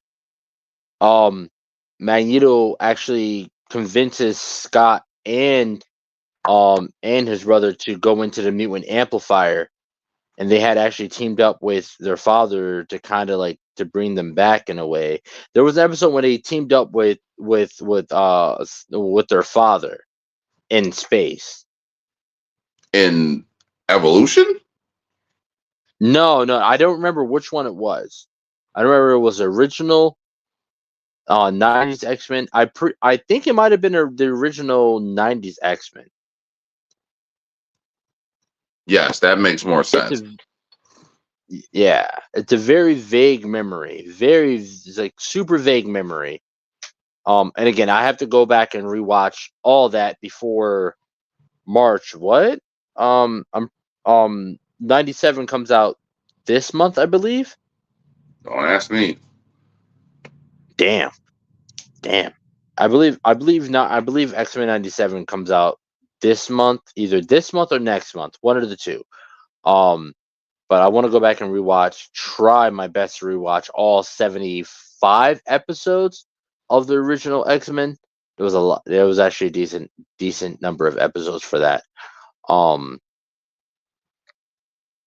But I damn, it's still killing me because and I don't have the ability to look it up right now. But I'm pretty sure I'm mistaken on his name. I think Warhawk was Thunderbird's relation, No, because I'm remembering. I remember when we talked about it years ago it in was season 1. What was that? Warpath. Warpath. There we go. Yes, Warpath. Yes, Warpath. Yep. Okay. He was originally part of the X-Men. He ends up dying on a mission. His brother Thunderbird ends up picking up the mantle of Warpath, ends up changing his name to Thunderbird. He has enhanced hearing, sight, and sense of smell, and strength and durability. So he's like semi-bulletproof. It has heightened sense of smell, as well as heightened strength, agility, and fucking hearing. So he's like an expert, absolute 100%, the absolute best hunter you can possibly think of. Yes, okay, yes, I remember now. Damn, it's gonna bother me. I'm gonna look this up after the show, because I know in the original X-Men, at one point they did team up with his father, and that's when you found out, oh shit, you're still alive. He thought that he had died in the plane crash along with their mother and his brother. Sorry, yeah, we're off topic on that one. But shit, it's just certain things that just start playing in my mind when we talk about it, because it's like I know it, I know I've seen it, and it just kind of like just start like sticks in my brain. I'm like, fuck, I know it. We gotta do a trivia day, where we just do like this fucking like comic book trivia and shit like that. We gotta do one of those days. I think people will really like that. And we're gonna do like a giveaway with it. I think that would be pretty dope. Pretty dope. We can do like an actual like live in person kind of thing, and we can do it also live as well, live online as well. I was at the no, I've been thinking about that lately as well. That'd be pretty cool. Um, so he comes to her aid and saves her, and she ends up joining the X-Men in turn. Where does the story go from there? So Lorna honestly was completely disillusioned with the whole superhero lifestyle. She really didn't want any part of it. What she wanted to do was just live a normal life, and that's what she tried to do alongside Alex. And Alex actually winds up leaving the X-Men, and they basically not so much live abroad, but they just live in like a quiet part on the West Coast. And then this is what actually leads to them forming the X Factor team. Oh, now that's also something I didn't know. I didn't know that they were the founders of X Factor. Well, the first X Factor team is actually the original Five from the original X-Men team. But they take it and basically give it its own life of its own alongside Multiple Man, Wolfbane, Strong Guy, Forge. And she basically co-leads alongside Havoc for a time.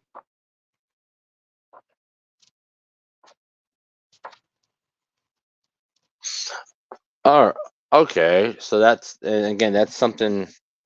See, that's why I love doing the show, bro. Like your knowledge, your comic book knowledge is so much more in depth than mine is, and I feel like that kind of really balances the show out.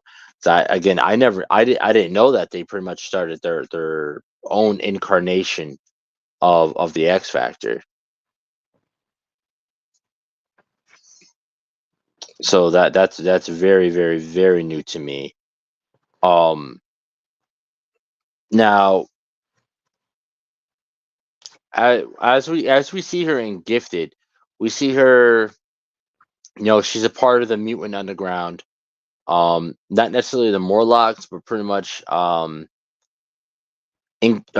for those of you who haven't watched Gifted, Gifted takes place after a mass casualty event that happens within that universe, and I'm pretty sure these are the events that lead up to Days of Future Past and Logan. I'm pretty sure that's where they were going with. Because we do see Thunderbird in Days of Future Past in that first cutscene of them battling the new evolved versions of the Sentries. That was War. And so what was that? That was Warpath.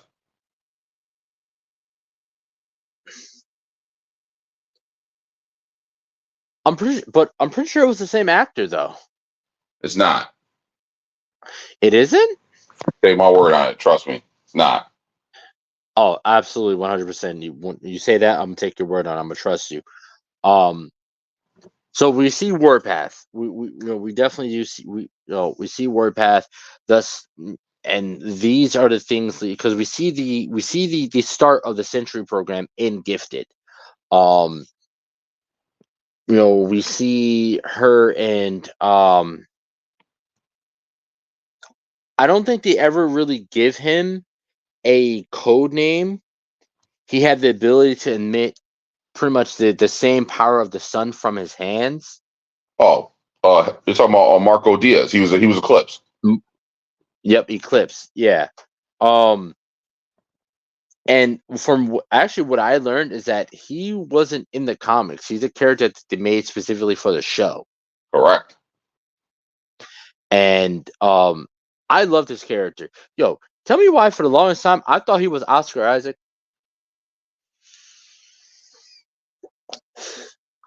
Oh Lord. I thought if you look at him, they look alike. Mm-hmm. They heavily look alike. And I recently leading up to this episode, I was doing research and I pulled up his character. I'm like, holy shit, like they look a lot alike. They look very, very much alike. And I feel like the way they're acting as well is very, very, very similar. I know that's kind of hard to explain. But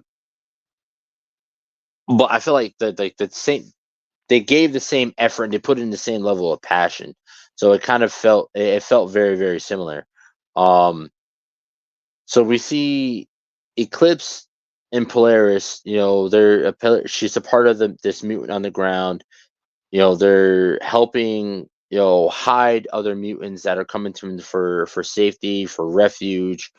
They're pretty much the above ground Morlocks. Pretty much. While the Mutant Centuries service is going on.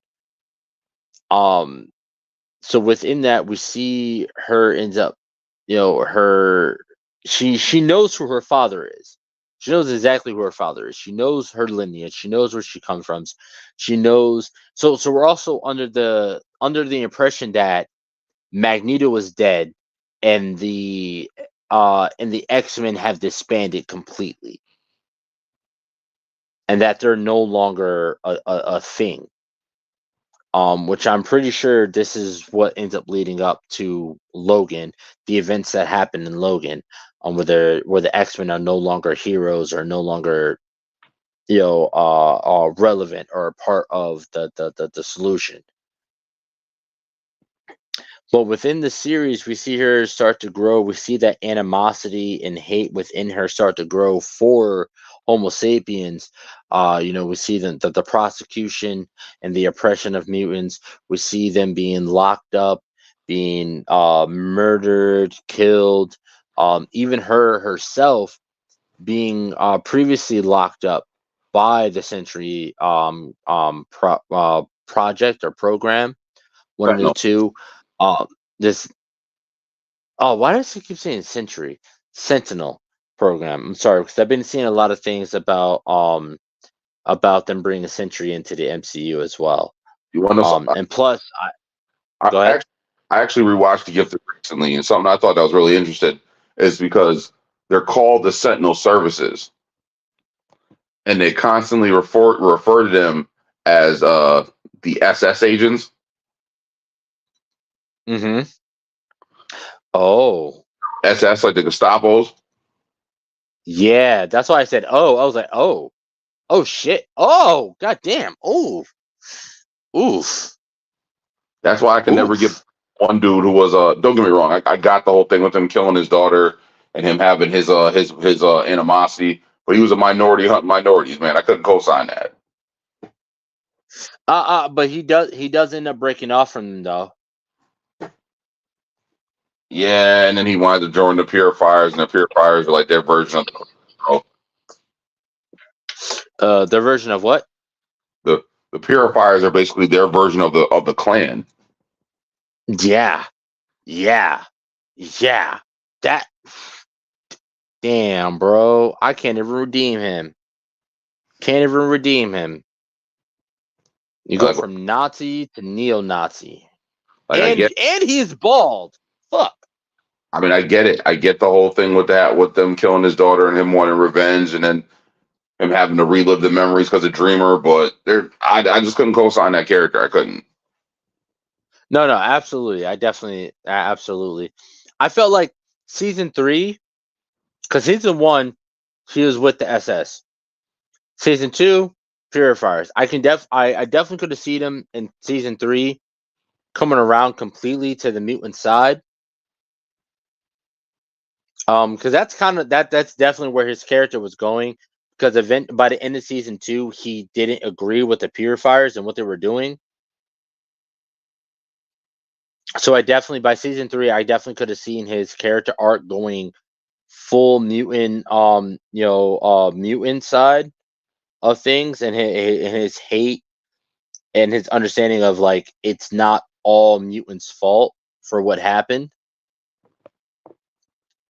And the reason why I feel like they're connected because not in Days of Future Past, but and specifically in Logan, they talk about one specific day. They don't give a date, to my knowledge, to my memory, but they talk about one specific day that everything went wrong. So we don't know if it was Jean that lost control, and we don't know if it's Xavier that lost control. Him, old age. He was suffering from dementia. I believe it was either dementia of all. I did believe it was dementia, and the most powerful fucking telepath in the world having dementia. That's a recipe for disaster.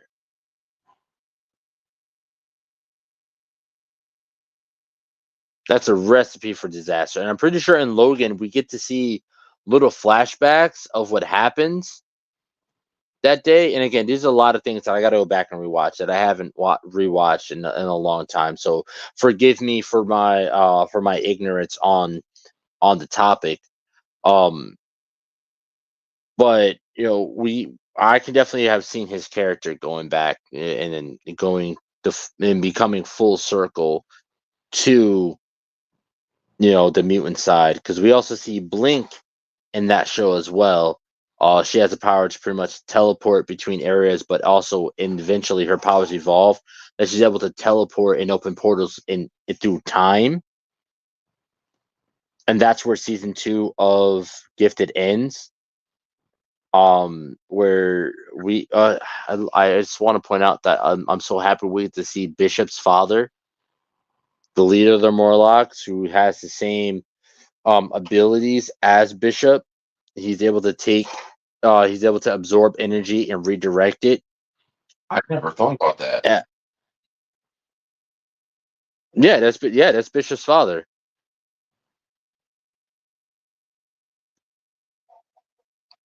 You didn't realize that? No, I did not. No shit. Yeah, I realized that. Like, I'd say, like, halfway through the season, I realized that one black man with the power to absorb energy and redirect it as a kinetic energy. So I was like, oh shit, yeah, that's that, and then he also scarred him. He's also has the same. He also scarred himself the same exact way that Bishop is scarred. He has the M over his right eye for the Morlocks.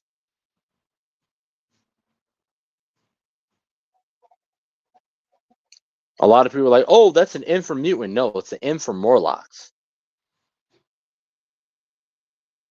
Fuck it, we can. I'm surprised that we didn't do an episode on Bishop last month.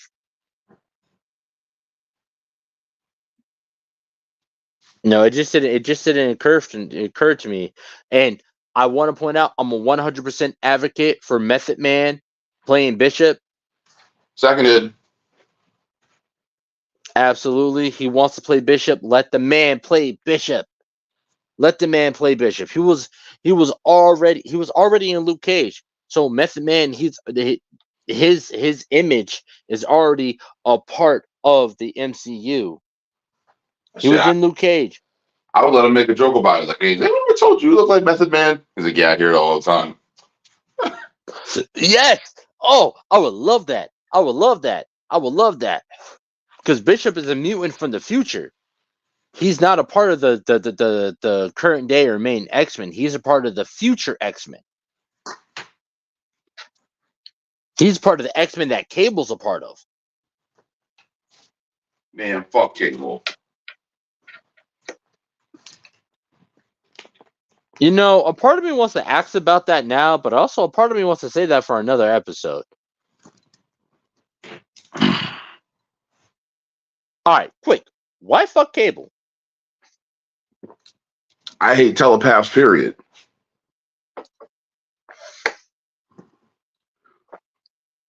Wait a minute. Cable's a telepath? Cable's name is Nathan Summers. Cable is the son of Jean Grey and Scott Summers. I knew that. I didn't know that he was a telepath, though. Yeah. I didn't know that he had gotten that ability from his mom. He didn't have his dad's power. Yeah, but thought his power was his arm. No.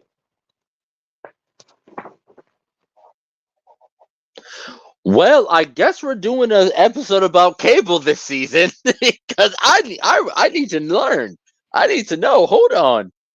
Yeah, I always thought Cable's power was his ability that his left arm can pretty much turn into anything he wanted.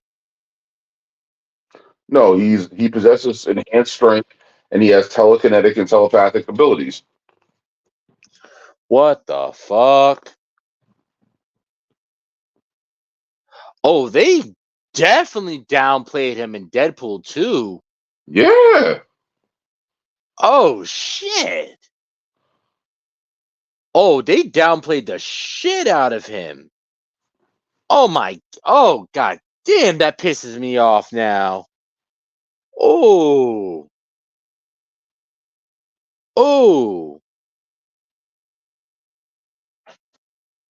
Bro, like, my mind is literally blown right now. Like, some of these things, like, I'm like some of the things you tell me about these characters, I'm like, oh, okay, well, damn.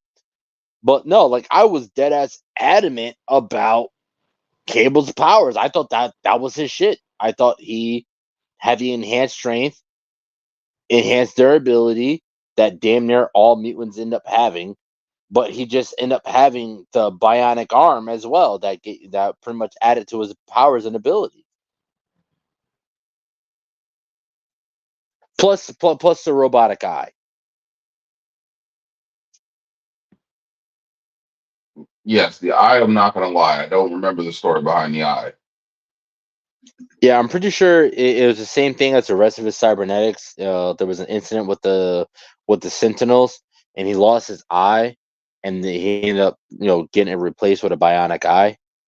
That also helped him with his marksmanship.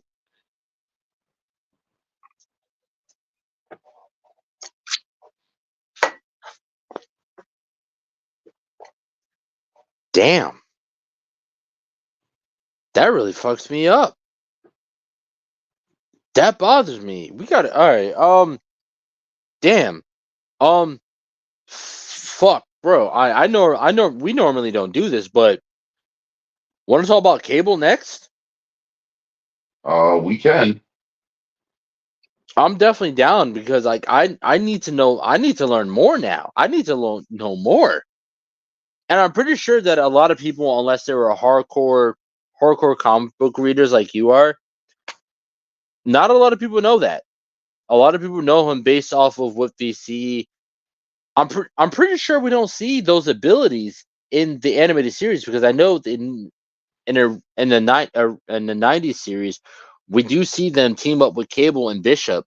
There was like a whole arc where they're in the future. It was Gambit and I think Gambit with 2 or 3 other X-Men that end up getting transported into the future.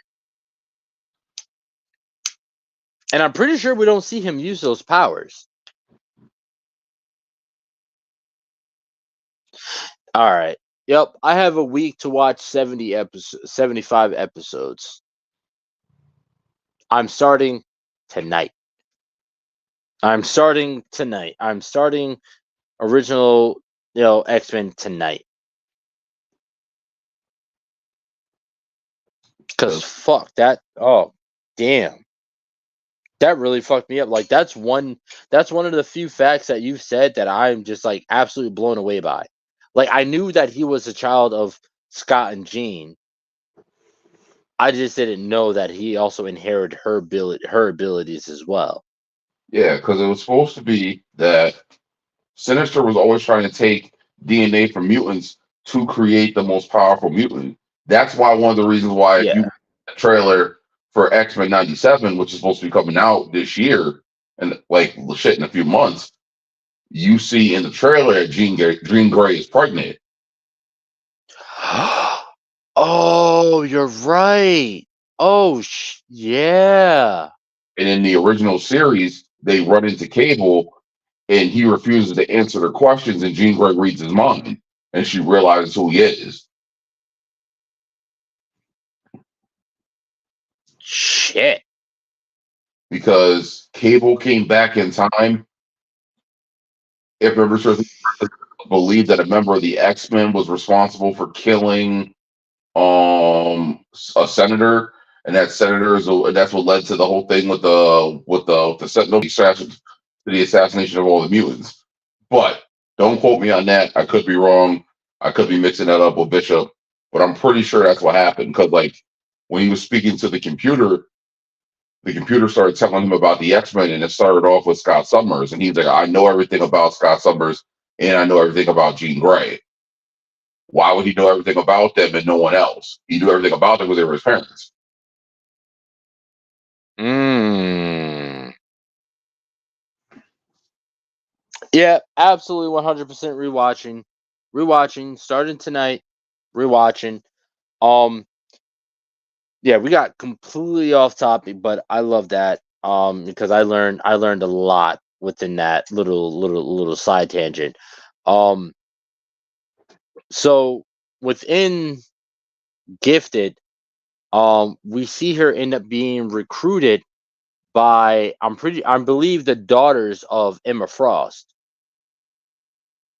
The triplet daughters of Emma Frost recruited into the Hellfire Club, Yes. which was that it's young stage, or at least it's rebuilding stage. Because if Gifted is a part of the canon Fox universe, which I'm pretty sure it is, because there was rumors that we're supposed to see Halle Berry's Storm in season 3. There was rumors about that, and then they ended up scrapping everything, the entire show. I'm the Hellfire Club was originally Sebastian Shaw, Azazel, Emma Frost, and I'm pretty sure there was one other.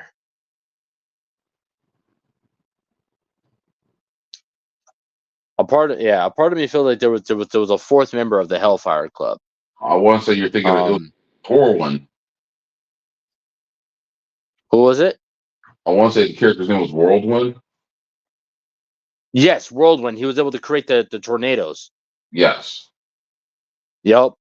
And then eventually we end up seeing him trickle down to the Hellfire Club. We see Mr. Sinister, part of the Hellfire Club.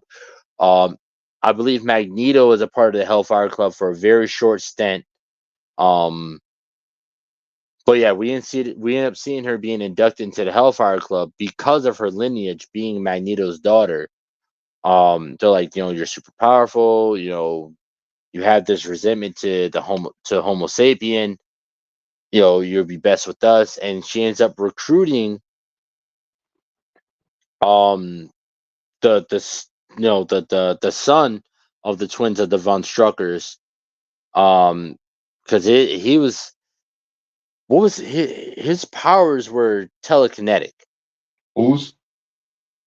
The Von Strucker, the son twin, the male half of Fenrir. Little side note about the two of them. Do you know in the comics that they're villains, that they're enemies of the Black Panther? Really? Yes. God damn, I'm learning a lot this episode. I'm learning a lot this episode, and again, as ladies and gentlemen, all level 7s, as you know, I openly make it known that I'm not hardcore in the comics the same way that Triage is. I'm my comic book knowledge is recently started. Like I know little bits about a lot, but I don't know the whole story. And so my comic book journey has most recently started now that I actually have money to buy comic books myself. Um, but shit, I learned a lot throughout these episodes, and I feel like this episode is the one that I'm like. This is an oh shit episode for Power Maximus, y'all. This is a very big oh shit episode. Okay. So Andy Strucker basically had the ability to pull things apart at the molecular level. Oh. And then his sister Lauren, not Lorna, Lauren, excuse me. Sorry, getting tongue tied with the whole Polaris thing. She had the ability Mm-hmm. to put air and water molecules together. And that's how she was able to make the shields out of air. Correct. So his was offensive and hers was defensive. Basically. And it's basically that age old saying, what happens when an unstoppable force meets an Yeah, unstoppable force meets an immovable object. But together they create a peace and harmony. But for them together, they created damn near a fucking atomic bomb.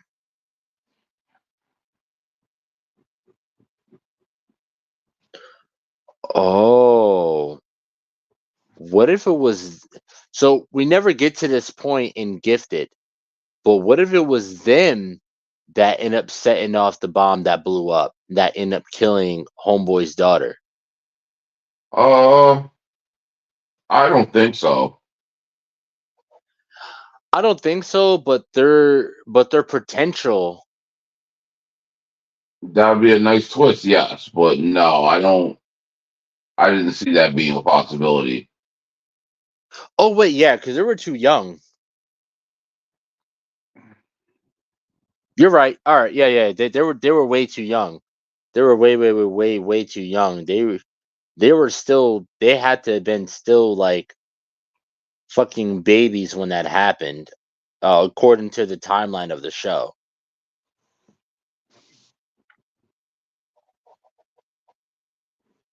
Like their mutant abilities hadn't even began to show at the time that would have happened.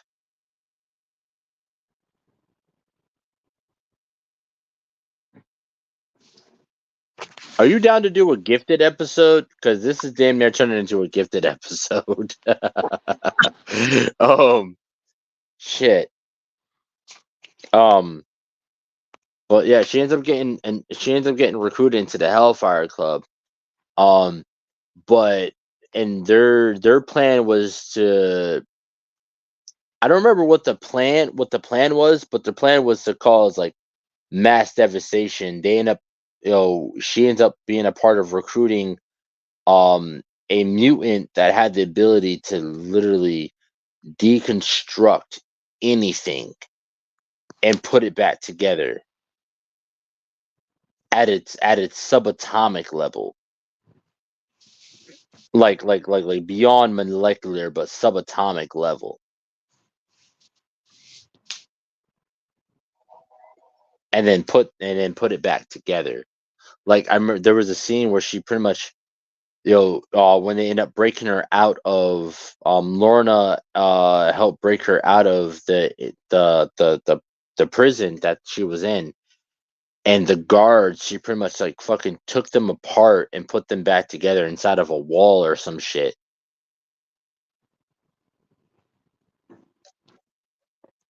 Yeah. And Quick. what was that? I said, needless to say, it got real ugly real quick. Yeah. Now, of course, throughout this, what we end up finding out is that Lorna ends up pregnant by Eclipse, and then she ends up having their baby, which is pretty much ends up having the abilities of both, her father and her mother combined. So she had the ability to control the magnetic field of anything as well as control light. And those two powers combined were absolutely fucking ridiculous. Because when Eclipse and Polaris, when they were touched, they were pretty much creating an aurora borealis. Correct. Which is the UV rays from the sun impacting Earth's magnetic field, which is what creates the aurora borealis that we see majority in Alaska and the Arctic areas, where the magnetic where Earth's magnetic fields are the thinnest. Sorry, I'm pushing through this right now. I have a lot of Terramana in my system, so I'm trying to remember my high school and middle school science with this. But yeah, so when the sun's UV rays and solar energy hits an area of the Earth where the magnetic fields are the thinnest, we end up seeing what's called the aurora borealis, which is those, that magnetic energy and that solar energy connecting and blending and refracting off of each other. So that child has the ability to control the magnetic field as well as solar energy. And that, like literally, as she's giving birth,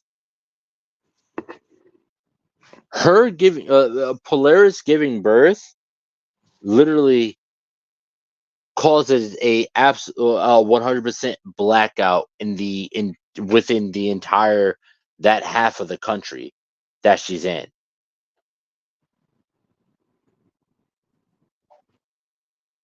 So that child is extremely, extremely fucking powerful. Is the granddaughter of the master of magnetism. The man Magneto can literally pull the iron out of your body, as we see him do in X2 or X3. No, it's 2. Yeah, pretty much. Yeah, and 2. He pulls the iron out of the dude's body and turns it into balls that he's able to break out of his prison with. But there's a lot of things like that with the ability, because like that's like how he said he could even smell Wolverine's adamantium on his bones. Oh yeah. And personally, I'd say that Polaris if we see her at her max power, is stronger than Magneto. Well, there's a little fact that I thought that was really interesting because we talked before about Polaris' mental health and about how she's diagnosed as being bipolar, but it actually is proven that Lorna's mental conditioning is a side effect of her actual powers. That would make a lot of sense. That would make a lot of sense. Because a lot of people think that Magneto only wore his helmet to keep Charles Xavier from entering his mind. yes, excuse me, brain fart. But he also wore it to shield his own brain from the side effects of his powers, because your brain is basically an electromagnetic computer that gives off electromagnetic impulses. So by her manipulating the electromagnetic field around her body, she's in essence shorting out the computer in her head. And that's why we essentially end up seeing her. So we find out that Magneto gave her a memento of him, which is like appended with his M on it. Mm-hmm. Which she ends up using her abilities and turning into a crown, which eventually ends up doing the same exact thing as his helmet, which ends up protecting her mind from her own magnetic impulses Mm-hmm. or pulses. Now you're all caught up with Gen V, correct? What was that? I said you're all caught up with Gen V, correct? Yes. Now this is what I was saying before when I was saying how every power has some kind of drawback. Because one character, Andre, how he could manipulate magnetism the same way, and then you see what was happening with his dad and what was beginning to happen to him. Yeah. Using their powers so much ends up pretty much fucking up the electronic impulses in their brain, which causes a pretty much early onset of dementia as well, which is in Gen V, which we see his father start to go through and it hospitalize him. His father's strong enough that within him having a seizure, he's crushing the ambulance as it's trying to get him to the hospital.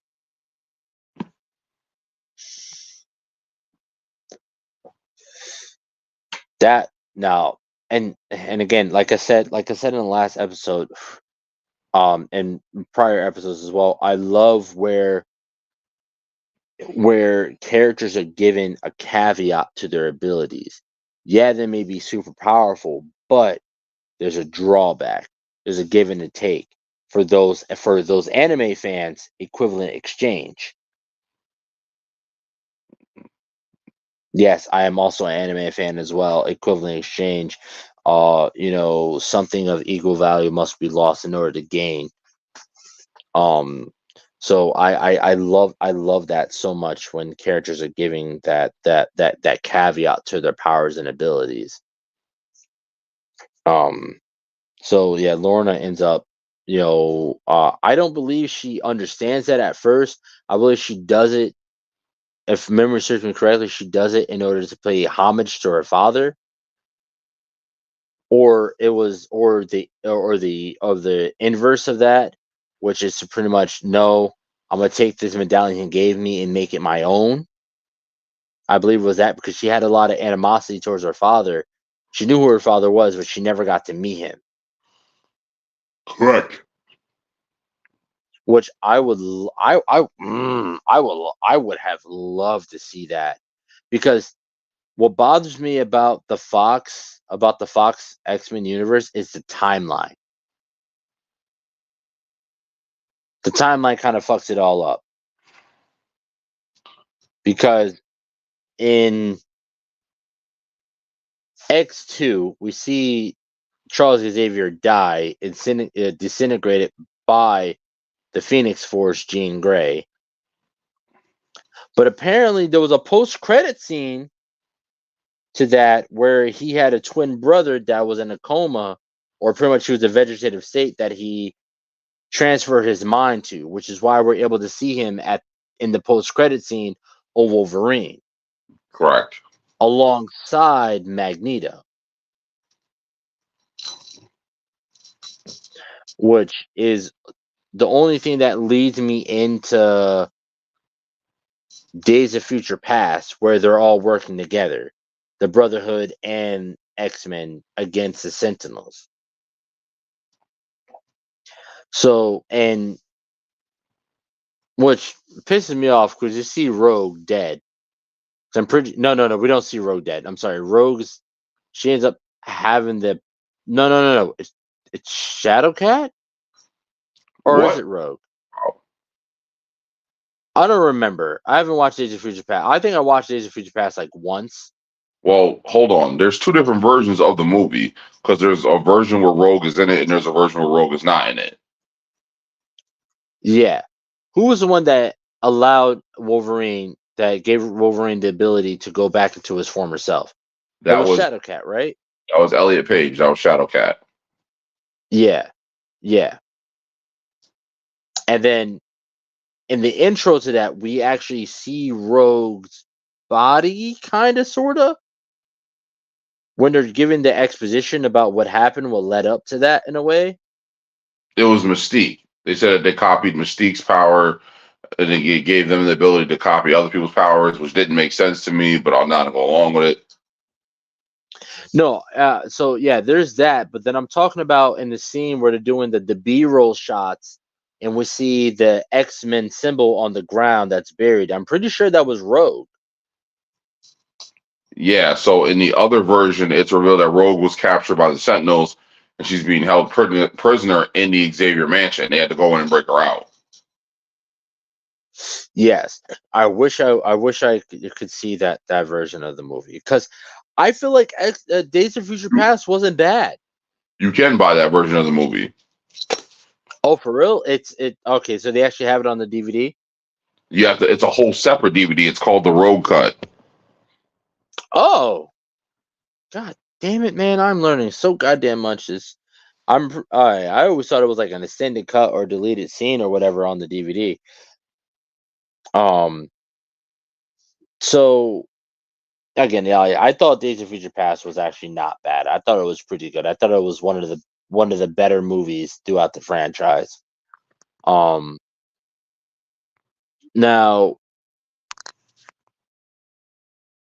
damn, I forgot where I was going with that.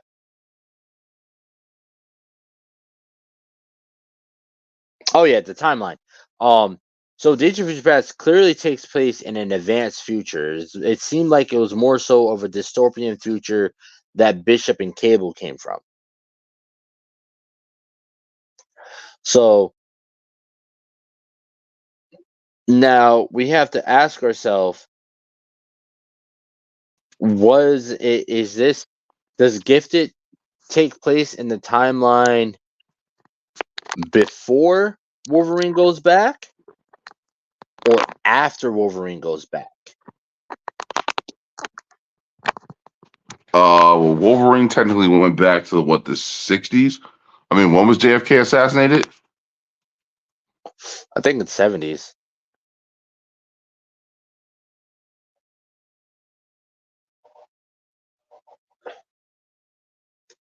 Yeah, I don't remember. But the point is, he kind of like, because Magneto was old, Sir Ian McKellen's character. So yeah, Wolverine went back to the 60s. Yeah. So Early 70s. So it's like it was definitely before Days of Future Past. Not Days of Future Past. Excuse me. It was definitely before the Gifted. yeah. So what my thing is like, all right, in Gifted, Magneto is supposedly dead. Right?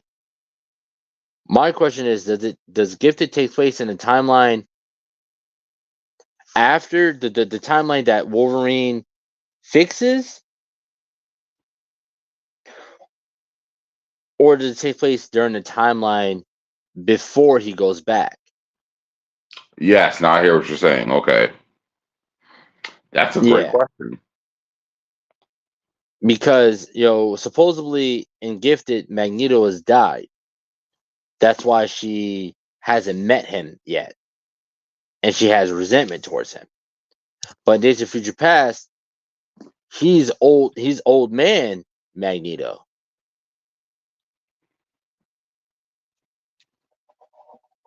You see what I'm saying? So it's like, all right, well, and even then, this was always the problem with this was the main problem with Fox's timeline, because even though Days of Future Past, I personally feel was the better of the franchise, it also funkied up the timelines,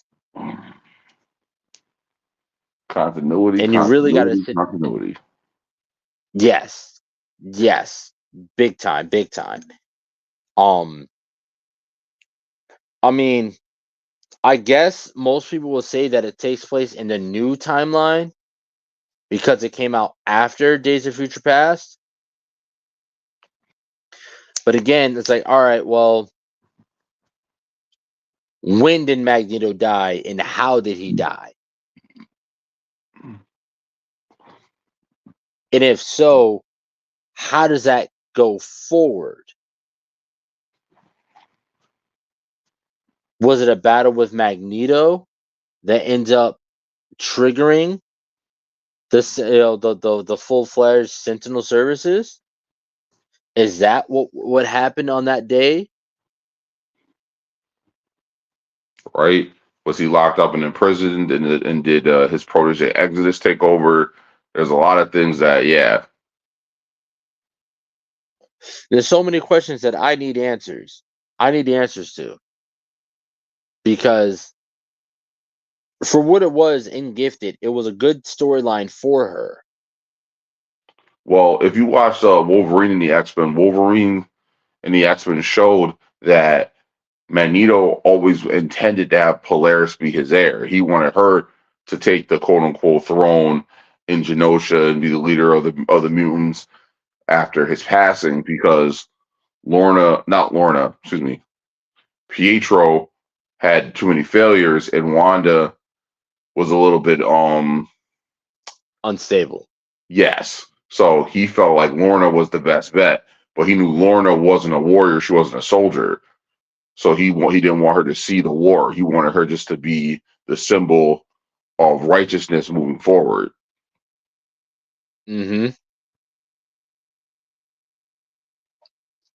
Mm.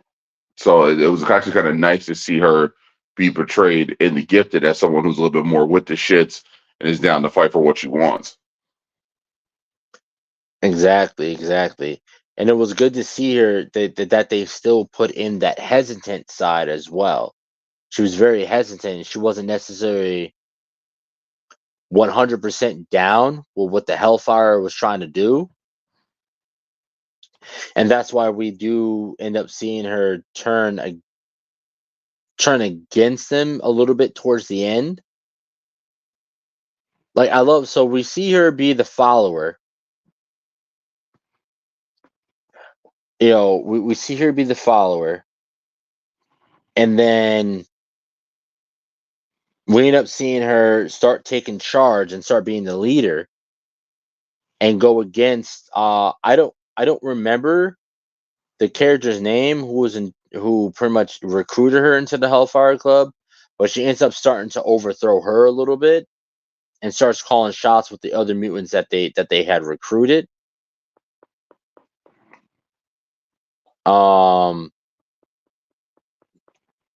And then we end up seeing her be like, you know what, this isn't necessarily.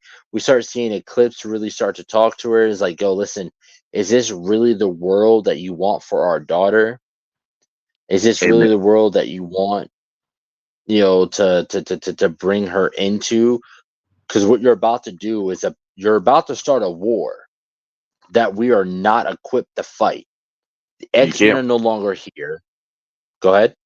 That's why I say you can't fight City Hall, but you can burn it to the ground.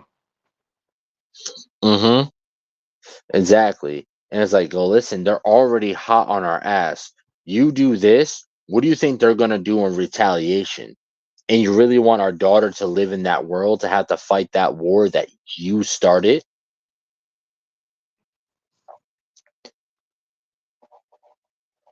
And you start to see her kind of started like thinking like, damn, you know what? he's right. I'm about to open up Pandora's box, and once you open Pandora's box, you cannot close it.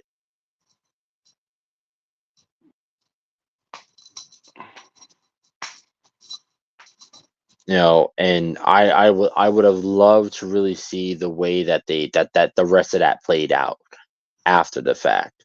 So I would have really loved seeing season 3 of that, especially with the way it ended, with Blink popping up out of nowhere, like, yo, well, re-popping up because she was like a strong character for a while, but something ends up happening to her and she ends up disappearing. I think she ends up losing control. She overextends her powers, ends up getting trapped in her own portal or whatever. But at the end of the series, you end up seeing her like, yo, she ends up popping back in while they're in middle of a battle. She pops back in like, I'm here to help you guys. We have a situation. Shit's going down in the future. We need y'all help to save it. And they end up jumping through the portal. And that's the last episode of Gifted.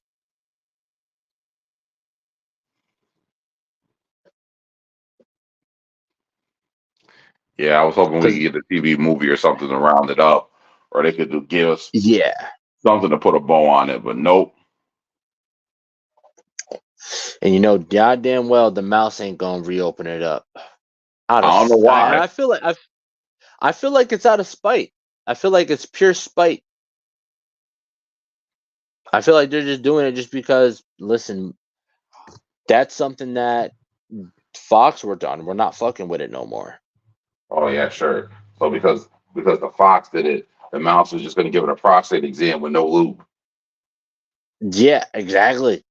What do you think Deadpool and Wolverine's gonna be, bro? The ending of Deadpool 3 was pretty much prostate exam with no lube for every other incarnation of Ryan Reynolds' characters.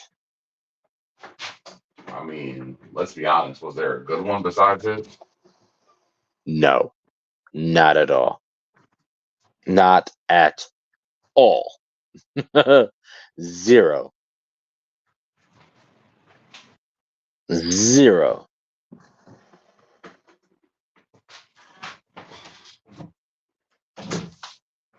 So, I mean, again, granted, cool. Deadpool, do what you do.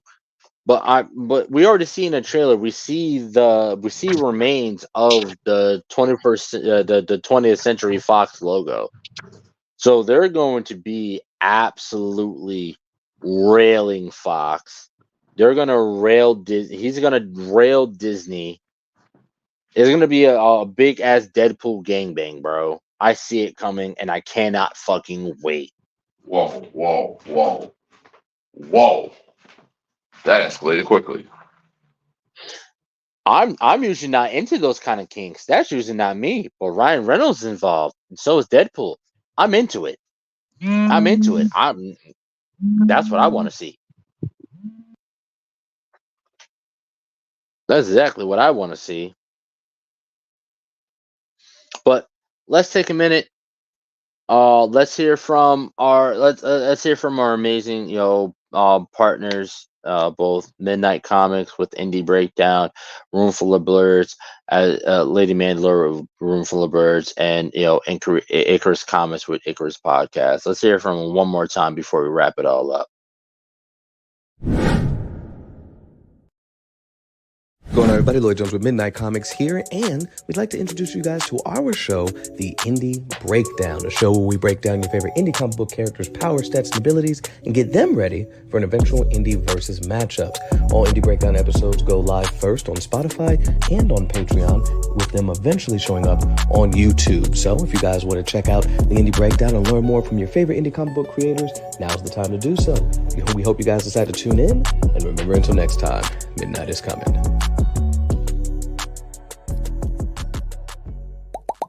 Hi, I go by Lady Mandalore, the creator of Room Full of Blurs. Do you have a whiteboard in your room? Do people get a glazed over look in their eye when you start to explain things to them?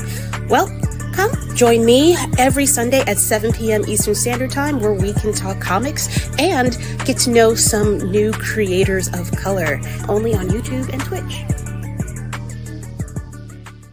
What's going on, everybody? It's me, Calvin, from the Icarus Podcast, and I just want to say that we got new episodes coming next Saturday and every Saturday after that. So all I will have to say from here is keep enjoying the show. You can check us out, www.icarusmetrocomics.com. Check us out on YouTube, TikTok, Facebook, and more.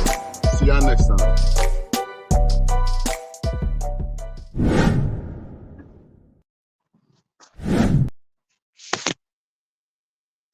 And we're back. So I'm pretty sure both of our consensus are we want to see more Polaris. I'm pretty sure we want to see more Polaris. We want to see that gifted storyline brought out full flesh and full. Unfortunately, seems like we're really not gonna get it. Which is upsetting. Again, if you guys haven't watched Gifted, it's on Hulu. Gifted, it's a great show. Both seasons are really, really, really, really good. Production value, really, really, really good. It's like it's fucking great. You get to see a lot of story that is supposed to connect all the movies together, both Days of Future Past and Logan. I'm pretty sure Logan was in that new storyline, while Days of Future Past was the old storyline. But again, we don't know. They never told us. They never finished it up. I want to see more Magneto. I need to see the mutants and the X-Men full-fledged within the MCU. Spoiler alert, spoiler alert, spoiler alert. If you have not seen the Marvels yet, the post-credit scene, being able to see Beast and a very comic, and I wouldn't even, I'll say comic book and live and animated accurate Beast at the end of that, and seeing the X-Men logo with binary. I'm interested to see where they take that. Hopefully the MCU survives long enough that we get to see that. I want to see more Polaris. What are your thoughts? Oh, I want to see more Polaris, the Mistress of Magnetism, and let Emma Dumont play her again. Yes, I would love that. I feel she did such a fucking great job. Such a fucking great job. She absolutely fucking killed it. I didn't really know much of her as an actress or an actor until this role. I would love to see more of her.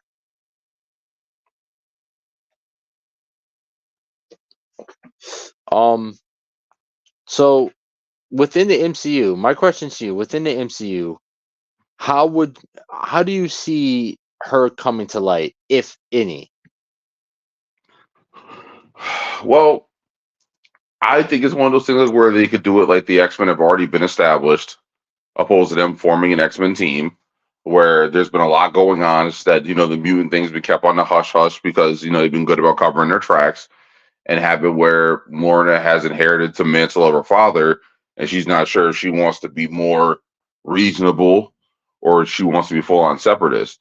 Like, I think they should do, like, basically have her be the Queen of Genosha, and then have, like, maybe a conflict come to Genosha she has to deal with or she has to handle, or, like, if she comes in direct contact with the X-Men because of a reason or another. But it's like, I would like the fact that she had been groomed to be Magneto's heir. That would make sense. That would be perfect timing. That they could actually introduce her to Wanda and be like, "This is your sister." And okay. They could be like, oh, they could have a whole thing where they would like, Polaris even knows about Wanda and be like, I'm your sister, And she's like, but, I didn't have a sister. She's like, maybe in this universe you haven't met me yet, or I am not here, wherever the case may be. But in my universe, you died, and it was just me and Pietro. And then you can bring back Aaron Taylor Johnson? Jones. Excuse me. And have him reprise his role as Pietro again. Because I liked him better than Evan Peterson. I don't like Evan Big Peterson time. as Quicksilver. Never have. Yeah, I'm half and half because I'm only because we get to see Aaron, we get to see Peterson's more of his powers more often. We get to see him more than we got to see Aaron Taylor Jones. But that's not the character. That's not the actor. That's the script. That one's got nothing to do with the other. And it's like he's not the Pietro I grew up reading about. The whole kleptomaniac, can't stay focused. Like, that's not. But I feel like they wanted to base his character a little more in reality, because if you look at it, if you're a speedster, you're always on 10 or more so 100. So I feel like it's like everything to him is fast. And that's, and I so I definitely feel like they try to base his Quicksilver more so in reality of, he's a speedster, he has all this energy, he is a constant moving, constant thinking, pretty much like high, like super bad ADHD. So that's why I like Peterson's more, because one, that's also a character I can relate with, from someone that has ADHD, has been living with it my entire life, that was diagnosed at a young age, and has been working on coping with those my entire life. That's also a character that I guess I relate to a little bit more, from those standpoints.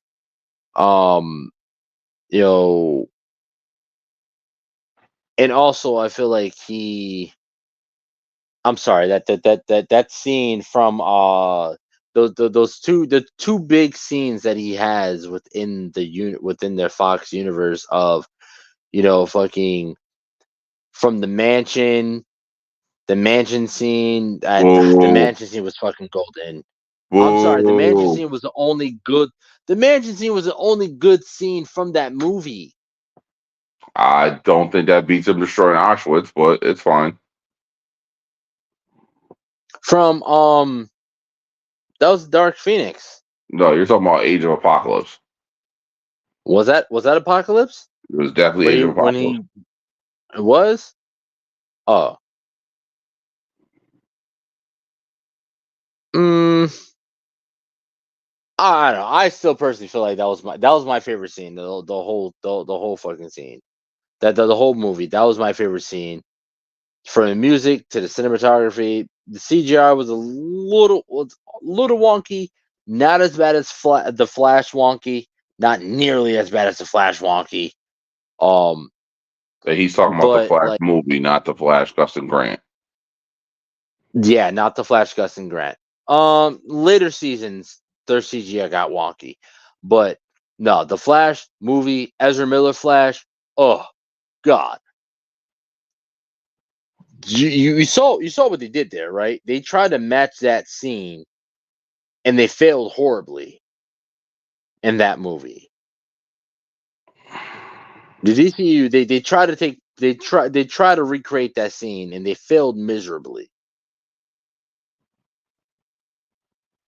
But I feel like the humor in that scene, from him, literally pretty much his ability to completely stop time if he wants. And it shows him doing heroic acts.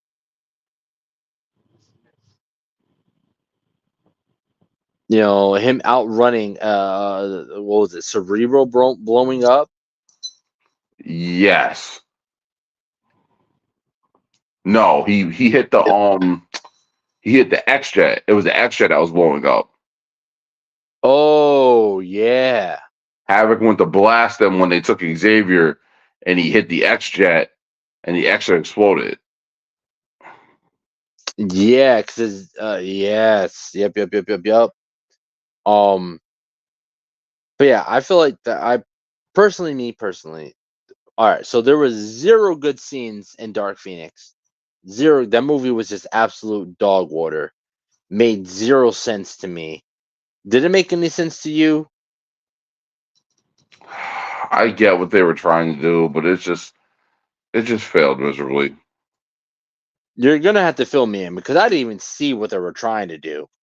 I mean, I get they keep trying to do the whole Dark Phoenix thing, and I thought they're going to bring in the whole thing with the Shi'ar and the Shi'ar Empire and the whole thing about the Phoenix and the whole thing. Whoa, what was that? You completely cut out right there. Yeah, Alexa completely screwed you up right there. Alexa said some shit, and then you became a robot. Yeah, my fault. So But yeah, no, my point yeah, was, I get what they were trying to do with the whole thing with the Dark Phoenix and the Shi'ar, and how the Shi'ar Empire was supposed to be coming in, and how the Phoenix has gone from telepath to telepath, and how they try to regular monitor its power, and how it shows Jean Grey. I thought they were going to go that whole angle, and we were actually going to get to see the whole thing with the Shi'ar and everything that they were doing, and how, and then maybe they could have tied that in with some other stuff, but it's like didn't get done. Good old copyrights. yeah, yeah. It failed miserably. Um, but yeah, I, me personally, I would love, yeah, I would definitely love to see them bring back Aaron Taylor Jones as Quicksilver, multiverse style. 'Cause they already opened up the multiverse. Marvel, they fucked up by trying to do cosmic and multiverse arcs at the same time. I feel like they got greedy, they got overzealous. They tried to do two different arcs at the same damn time, and it fucked everything up. It got the entire community confused on what was going on. Um, they kind of like it was like sensory overload in a way. Um, hopefully they calm it down and start focusing on one thing at a fucking time. Because clearly the multiverse arc is way more interesting than the cosmic arc. And I feel like the multiverse arc is a level below the cosmic arc. So I'd love to see the multiverse level and they say something ends up happening and all the verses end up getting merged into one. Now we see the Fantastic Four, which they're going to be coming out with soon. They just finished their casting. We'll end up seeing the X-Men in their full fledged. They're gonna bring they already confirmed that the Netflix universe is canon.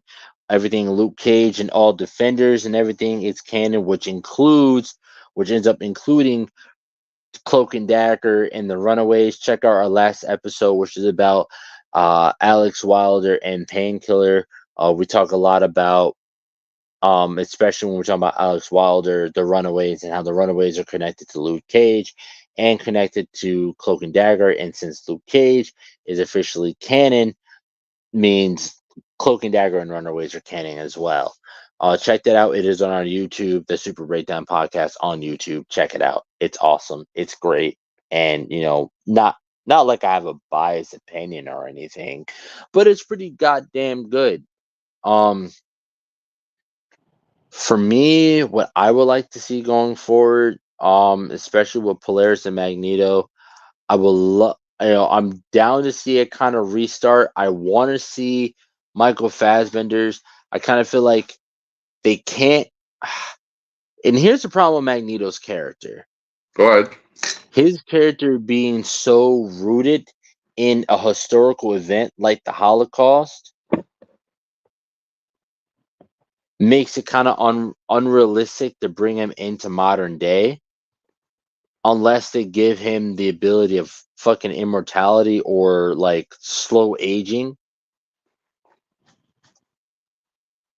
Even them having him in the original X-Men, it made sense to an extent because we have a lot of Holocaust survivors that are still alive, that were still alive at that time. But now, majority of the people that have survived the Holocaust are no longer with us. So it wouldn't make sense timeline or continuity area unless they give him the power or ability or give some kind of retcon to his character when it comes to the Holocaust situation of his origin. Well, there was talks about making him black and making him a child of the civil rights movement. What was it Tupac said? I watched my daddy scream peace while the other man shot him. Yeah.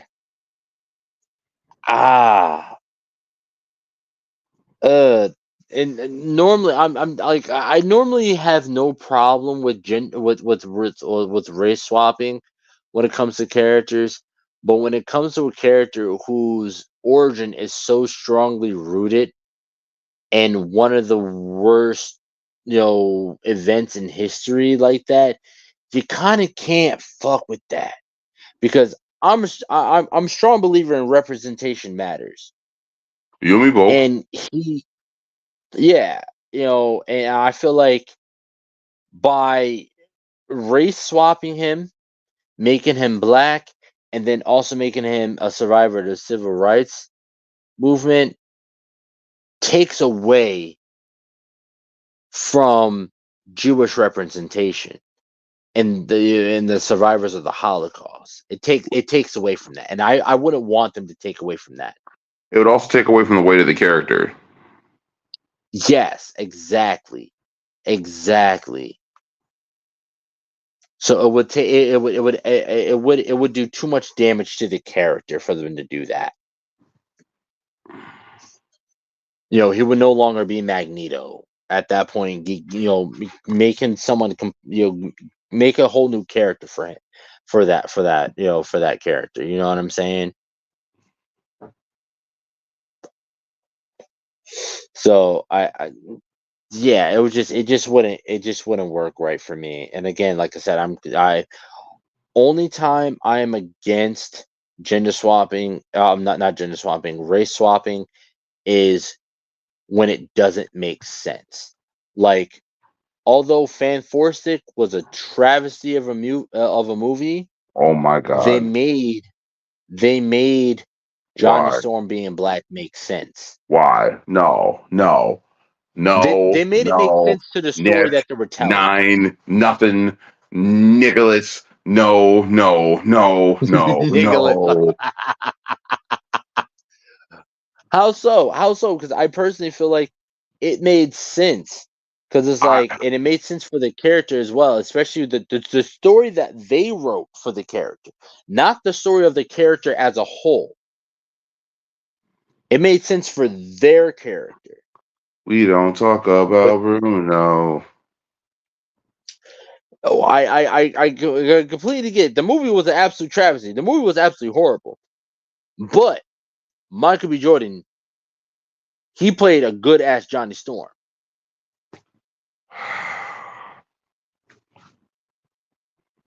And it fit with the story. It fit with the character of him being impulsive. It fit with him being childish and immature. His father adopted a white woman, and that white woman, because of her level of intelligence, ended up getting more attention than he did. It fit the dynamic that the father son dynamic of the universe that they were portraying at the time. Yeah. You want to know the funny thing is? In my mind, Johnny Storm is not a grown man, though. He's a teenager. I agree, but from somebody that actually is looking at the original comic book run of the Fantastic Four, I'm talking about the original comic run Fantastic Four. Nah, yeah, he was an adult. Yeah, well, I know that, but like in my head, like I always think of Johnny as being like 16. Oh, I wouldn't say 16. Like 18 I at the feel like oldest. 16 is kind of too. Yeah, I would definitely say late teens, early 20s, while Susan was probably about like 3 to 5 years older than him. Mhm. Maybe a little bit more than that. Definitely not 30s yet, but definitely like mid 20s. At least when they got their powers. But again, who the fuck's gonna bring a 16-year-old into a spaceship doing a fucking space experiment? The Reeds family, the They're Storm. they're super they're super geniuses. They're not that stupid. They're super geniuses. They're not that stupid. Wanda, Black Bolt can destroy you with a simple whisper of his mouth. What mouth? You know what? I was gonna bring that up earlier, and I just didn't because I didn't want to shit on it as hard as I saw as it deserves to be shit on. Oh well, listen, I got a bunch of 2-ply in my bathroom right now. Yeah. No. The amount of shit that Fan Four Stick was, and the amount of shit that they gave us with Multiverse of Madness, you need about 5-ply. You need to take 3 rolls of toilet paper and put them together. You need that. You need that. What was it? Cottonelle. You need that extra soft. Listen, I don't pick cotton out of aspirin bottles. All I know is that shit needed some bounty, Swiffer picker upper. That shit. That's what it needed. That's what those movies needed. They needed some bounty, extra strength, extra absorbent. Like that shit was so bad. It needed extra large pads with wings. Wow, that okay. That one's a little sexist. No, it's not. No, it is not. I feel like all the ladies that are listening can definitely 100% relate to having a bad period. Oh my god.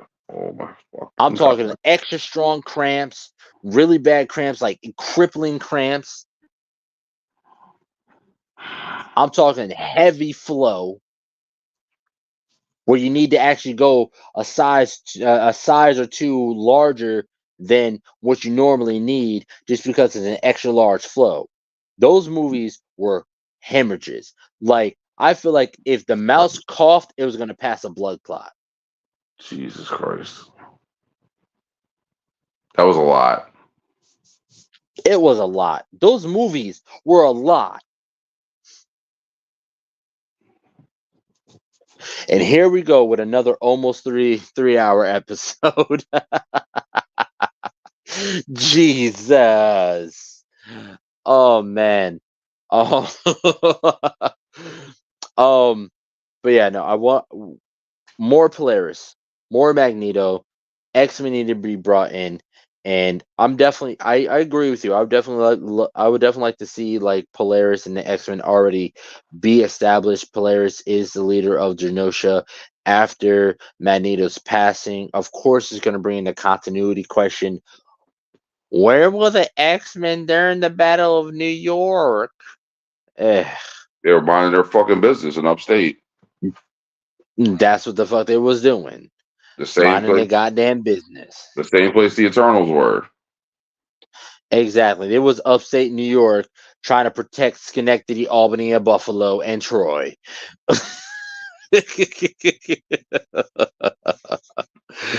There was up there by Plattsburgh, trying to make sure shit didn't get too cold from the Canadian winters. Listen, you probably sent Bobby Drake up there to go handle that. Yeah, send him up there. Send him up there. Let him have a run in with Emma Frost real quick. Let her take over his body. Mm. That shit I don't say it that sound- way because Bobby Drake in canon continuity is gay now, right? Yes, I do. I'm very aware. Yeah. So first off, I love that representation. Everybody deserves representation. I feel like it was kind of a random character to do, but that's neither here nor there. That's not this episode. Magneto and Polaris, people. Magneto and Polaris. We need to see more. Dude, I really wish that we were writers for Marvel, dude. I wish we were writers for Marvel because we would fucking kill it, dude. We were Why? fucking kill it. So Power can get us fired. A little bit. It'll be a mixture of Power Maximus and Power Farrakhan. Like hell, I actually just recently heard that Image Comics was looking for artists. I can hear the guys at Disney right now. You cannot say nigga in a Disney movie. Hey, they said fuck. Oh goddamn, that would be fun. They've said fuck so far. They've said motherfucker damn near. They got real close to motherfucker. They let Samuel Jackson get his little motherfucker and then fade away. I still believe that scene is connected to The Incredibles. Oh my god, are we talking about the thing with the plane and everything else? Listen, Yeah, with the chopper. Yeah, bro. Where's my super suit? Yeah, 100%. Bro, I would love that shit. I would have loved that. It's called an Easter egg, Power. Don't read too much into it. I know it's an Easter egg, but I would love for that to be like a legit thing. So that means that The Incredibles have to take place inside the MCU. Exactly. I don't know how I feel about but that. Like, I'm just saying. But who's to say? Who's to say that didn't happen within the 5 years? Then who's to say it didn't happen within the 5 boroughs? Is that what you said? No, 5 years. Remember, because the snap, there was that 5 year time, the 5 year time skip.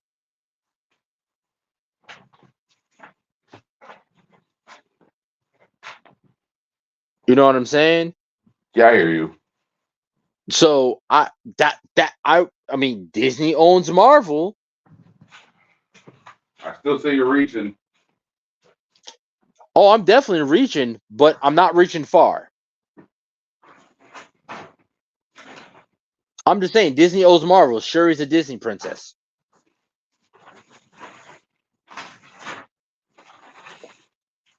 Shuri's a Disney princess.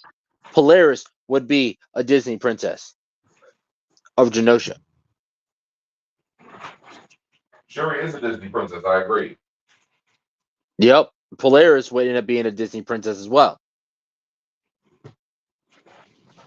Huh, yeah, that's a valid point. It's a valid point. Mm-hmm. And with that, I downed the last sip of my Terramana tequila.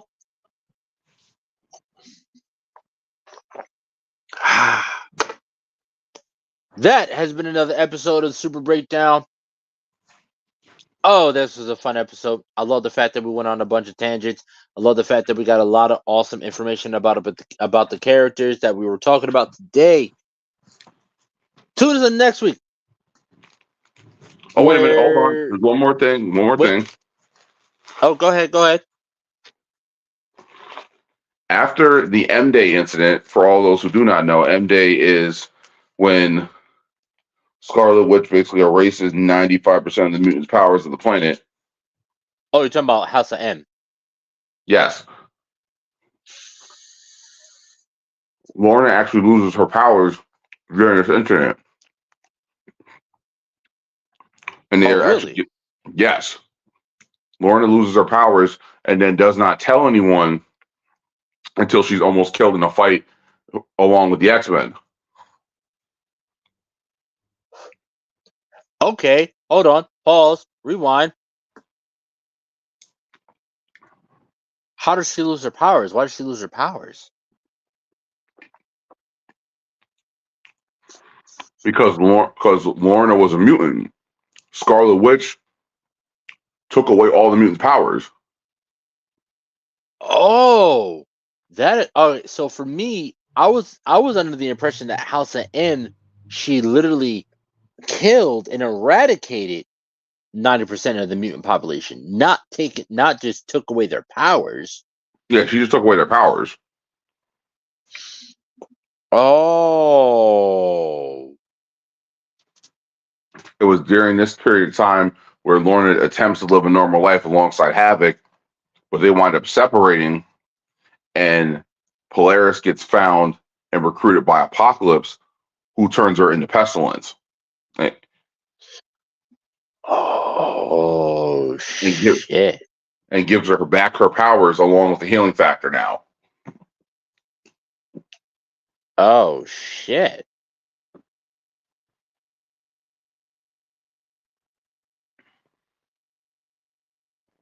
Damn. This was a deep episode. This is a deep ass episode. Mm-hmm. Wow.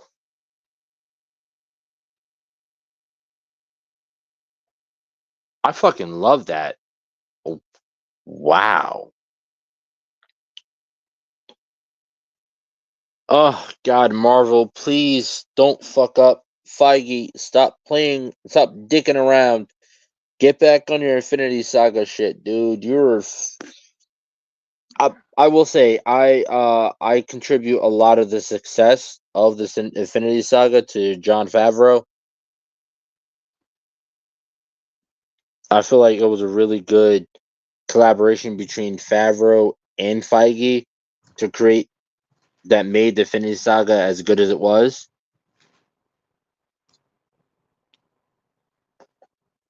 Last I remember, the Infinity Saga didn't miss. I mean, unless you count The the Infinity Thor. Saga.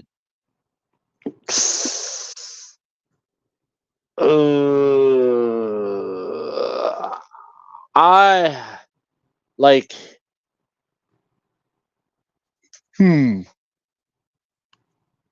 Dark World. I feel like Dark World was a means to an end, Oh, and Ragnarok. Go ahead. it was what, filler? Yeah, I feel like Dark World was some filler. It was a means to an end. Just for them to kind of like introduce another Infinity Stone. Because that was the ether was a reality stone. Correct.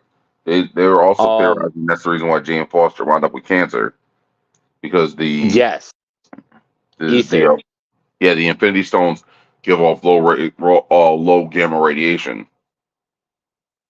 Yep, which is why Hulk was able to snap and not die.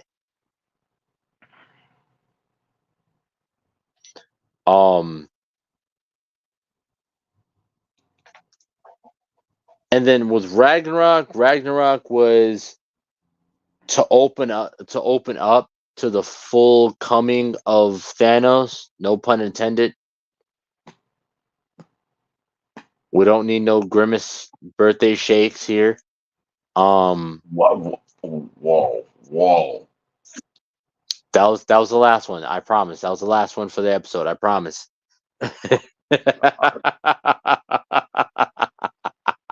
So dark. But yeah, no, I feel like Ragnarok was to bring Hulk back,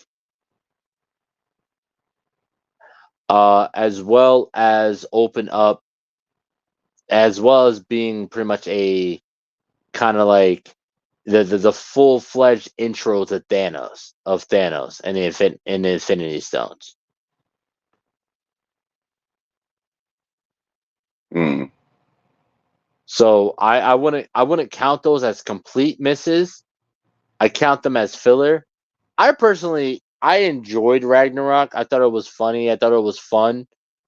A little more Everyone enjoyed lightheartedness. Ragnarok. You can't say that you like the one good Thor movie. That doesn't make sense. Really, you didn't like the first one? It was okay, but it was too dry. I mean, like all the Marvel movies at that point in time were dry because they hadn't got to the real meat and potatoes of it all.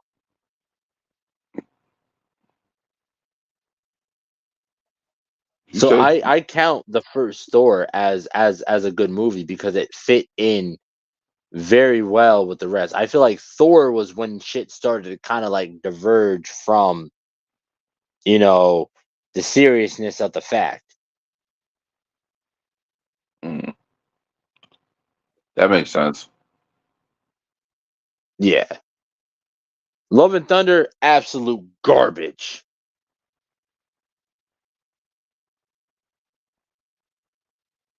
I do not feel Tika Waititi should have done that movie.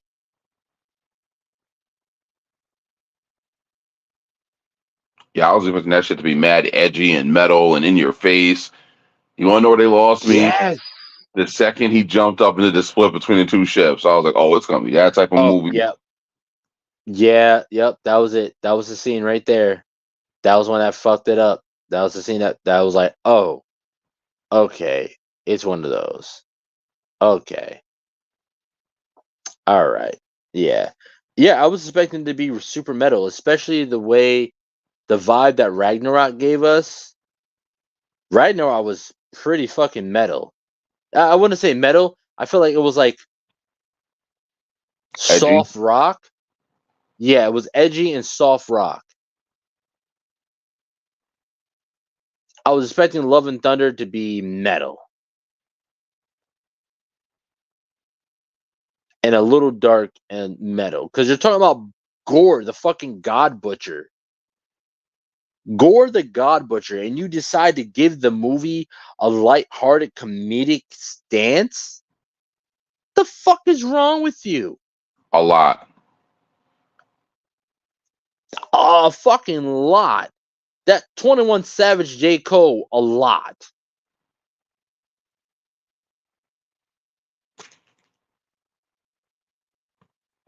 And that's my problem with Tika Waititi. Like, his movies are good, but his movies have, even though they're serious, they have a lot of comedic undertones. And he kind of lost it with Love and Thunder. He absolutely went because he was distracted. He had like 3 other movies that were going on at the same time. He had the fucking movie about the kid and Hitler, where he played Hitler. I don't remember the name of that shit. But then he was also Ratcatcher 1 in Suicide Squad, the Yes. second one. And I'm pretty sure, didn't he do Men in Black International? I don't know. I never watched it. I never watched it either. As much as I love Chris Hemsworth and I think he's a dope actor, as much as I absolutely love Tessa Thompson as an actress, I was just like, nah, you fucked it up. You fucked it up. I'm not watching that bullshit. But yeah, he had a few other projects, and with that one, he just decided to go fucking stupid with Love and Thunder. Like, and I feel like I feel like they also gave him bullshit because they decided to go with Unworthy Thor in Ragnarok.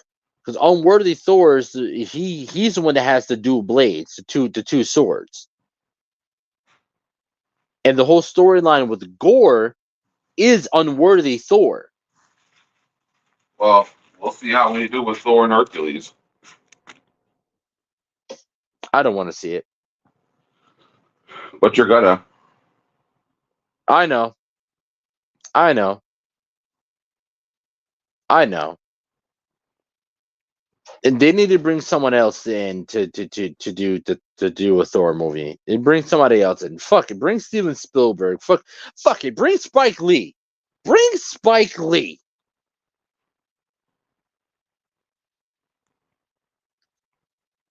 Because this Thor movie needs to be gritty.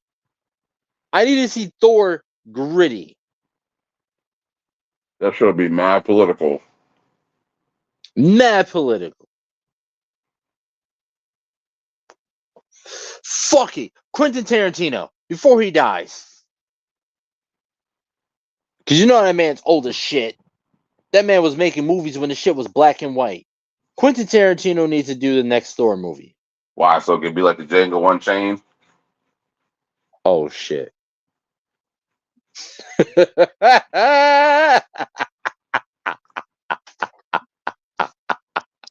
No, I was thinking more Dirty Harry Gran Torino. Said I count 6 shots, Kill nigga. Bill. I count 2 guns, nigga. Fuck it. Clint Eastwood. Even Clint Eastwood. Have Clint Eastwood because he did Gran Torino. I want to see. You said Spike Lee. Then you said Quentin Tarantino. So we could have someone come up to them and go, describe what Zeus looks like. What? What? Does he look like a bitch? Then why'd you try to fuck him, Thor? Why'd you try to fuck him like a bitch? I did not to him attempt to have intercourse with that man. What is he talking about?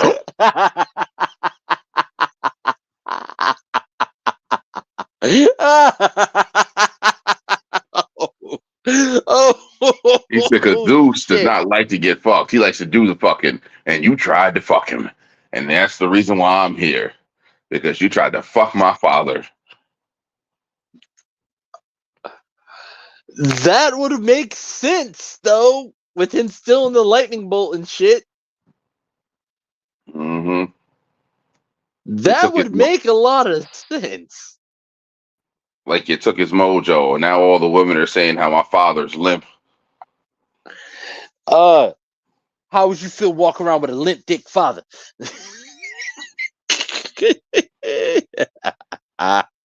Oh God. All right, y'all. That has been the Super Breakdown. I'm Power Maximus. We're here with Lord Triage. As always, as usual, tune in next week, Sunday, 7 p.m. for the Super Breakdown. Oh my God, what a fucking show, dude.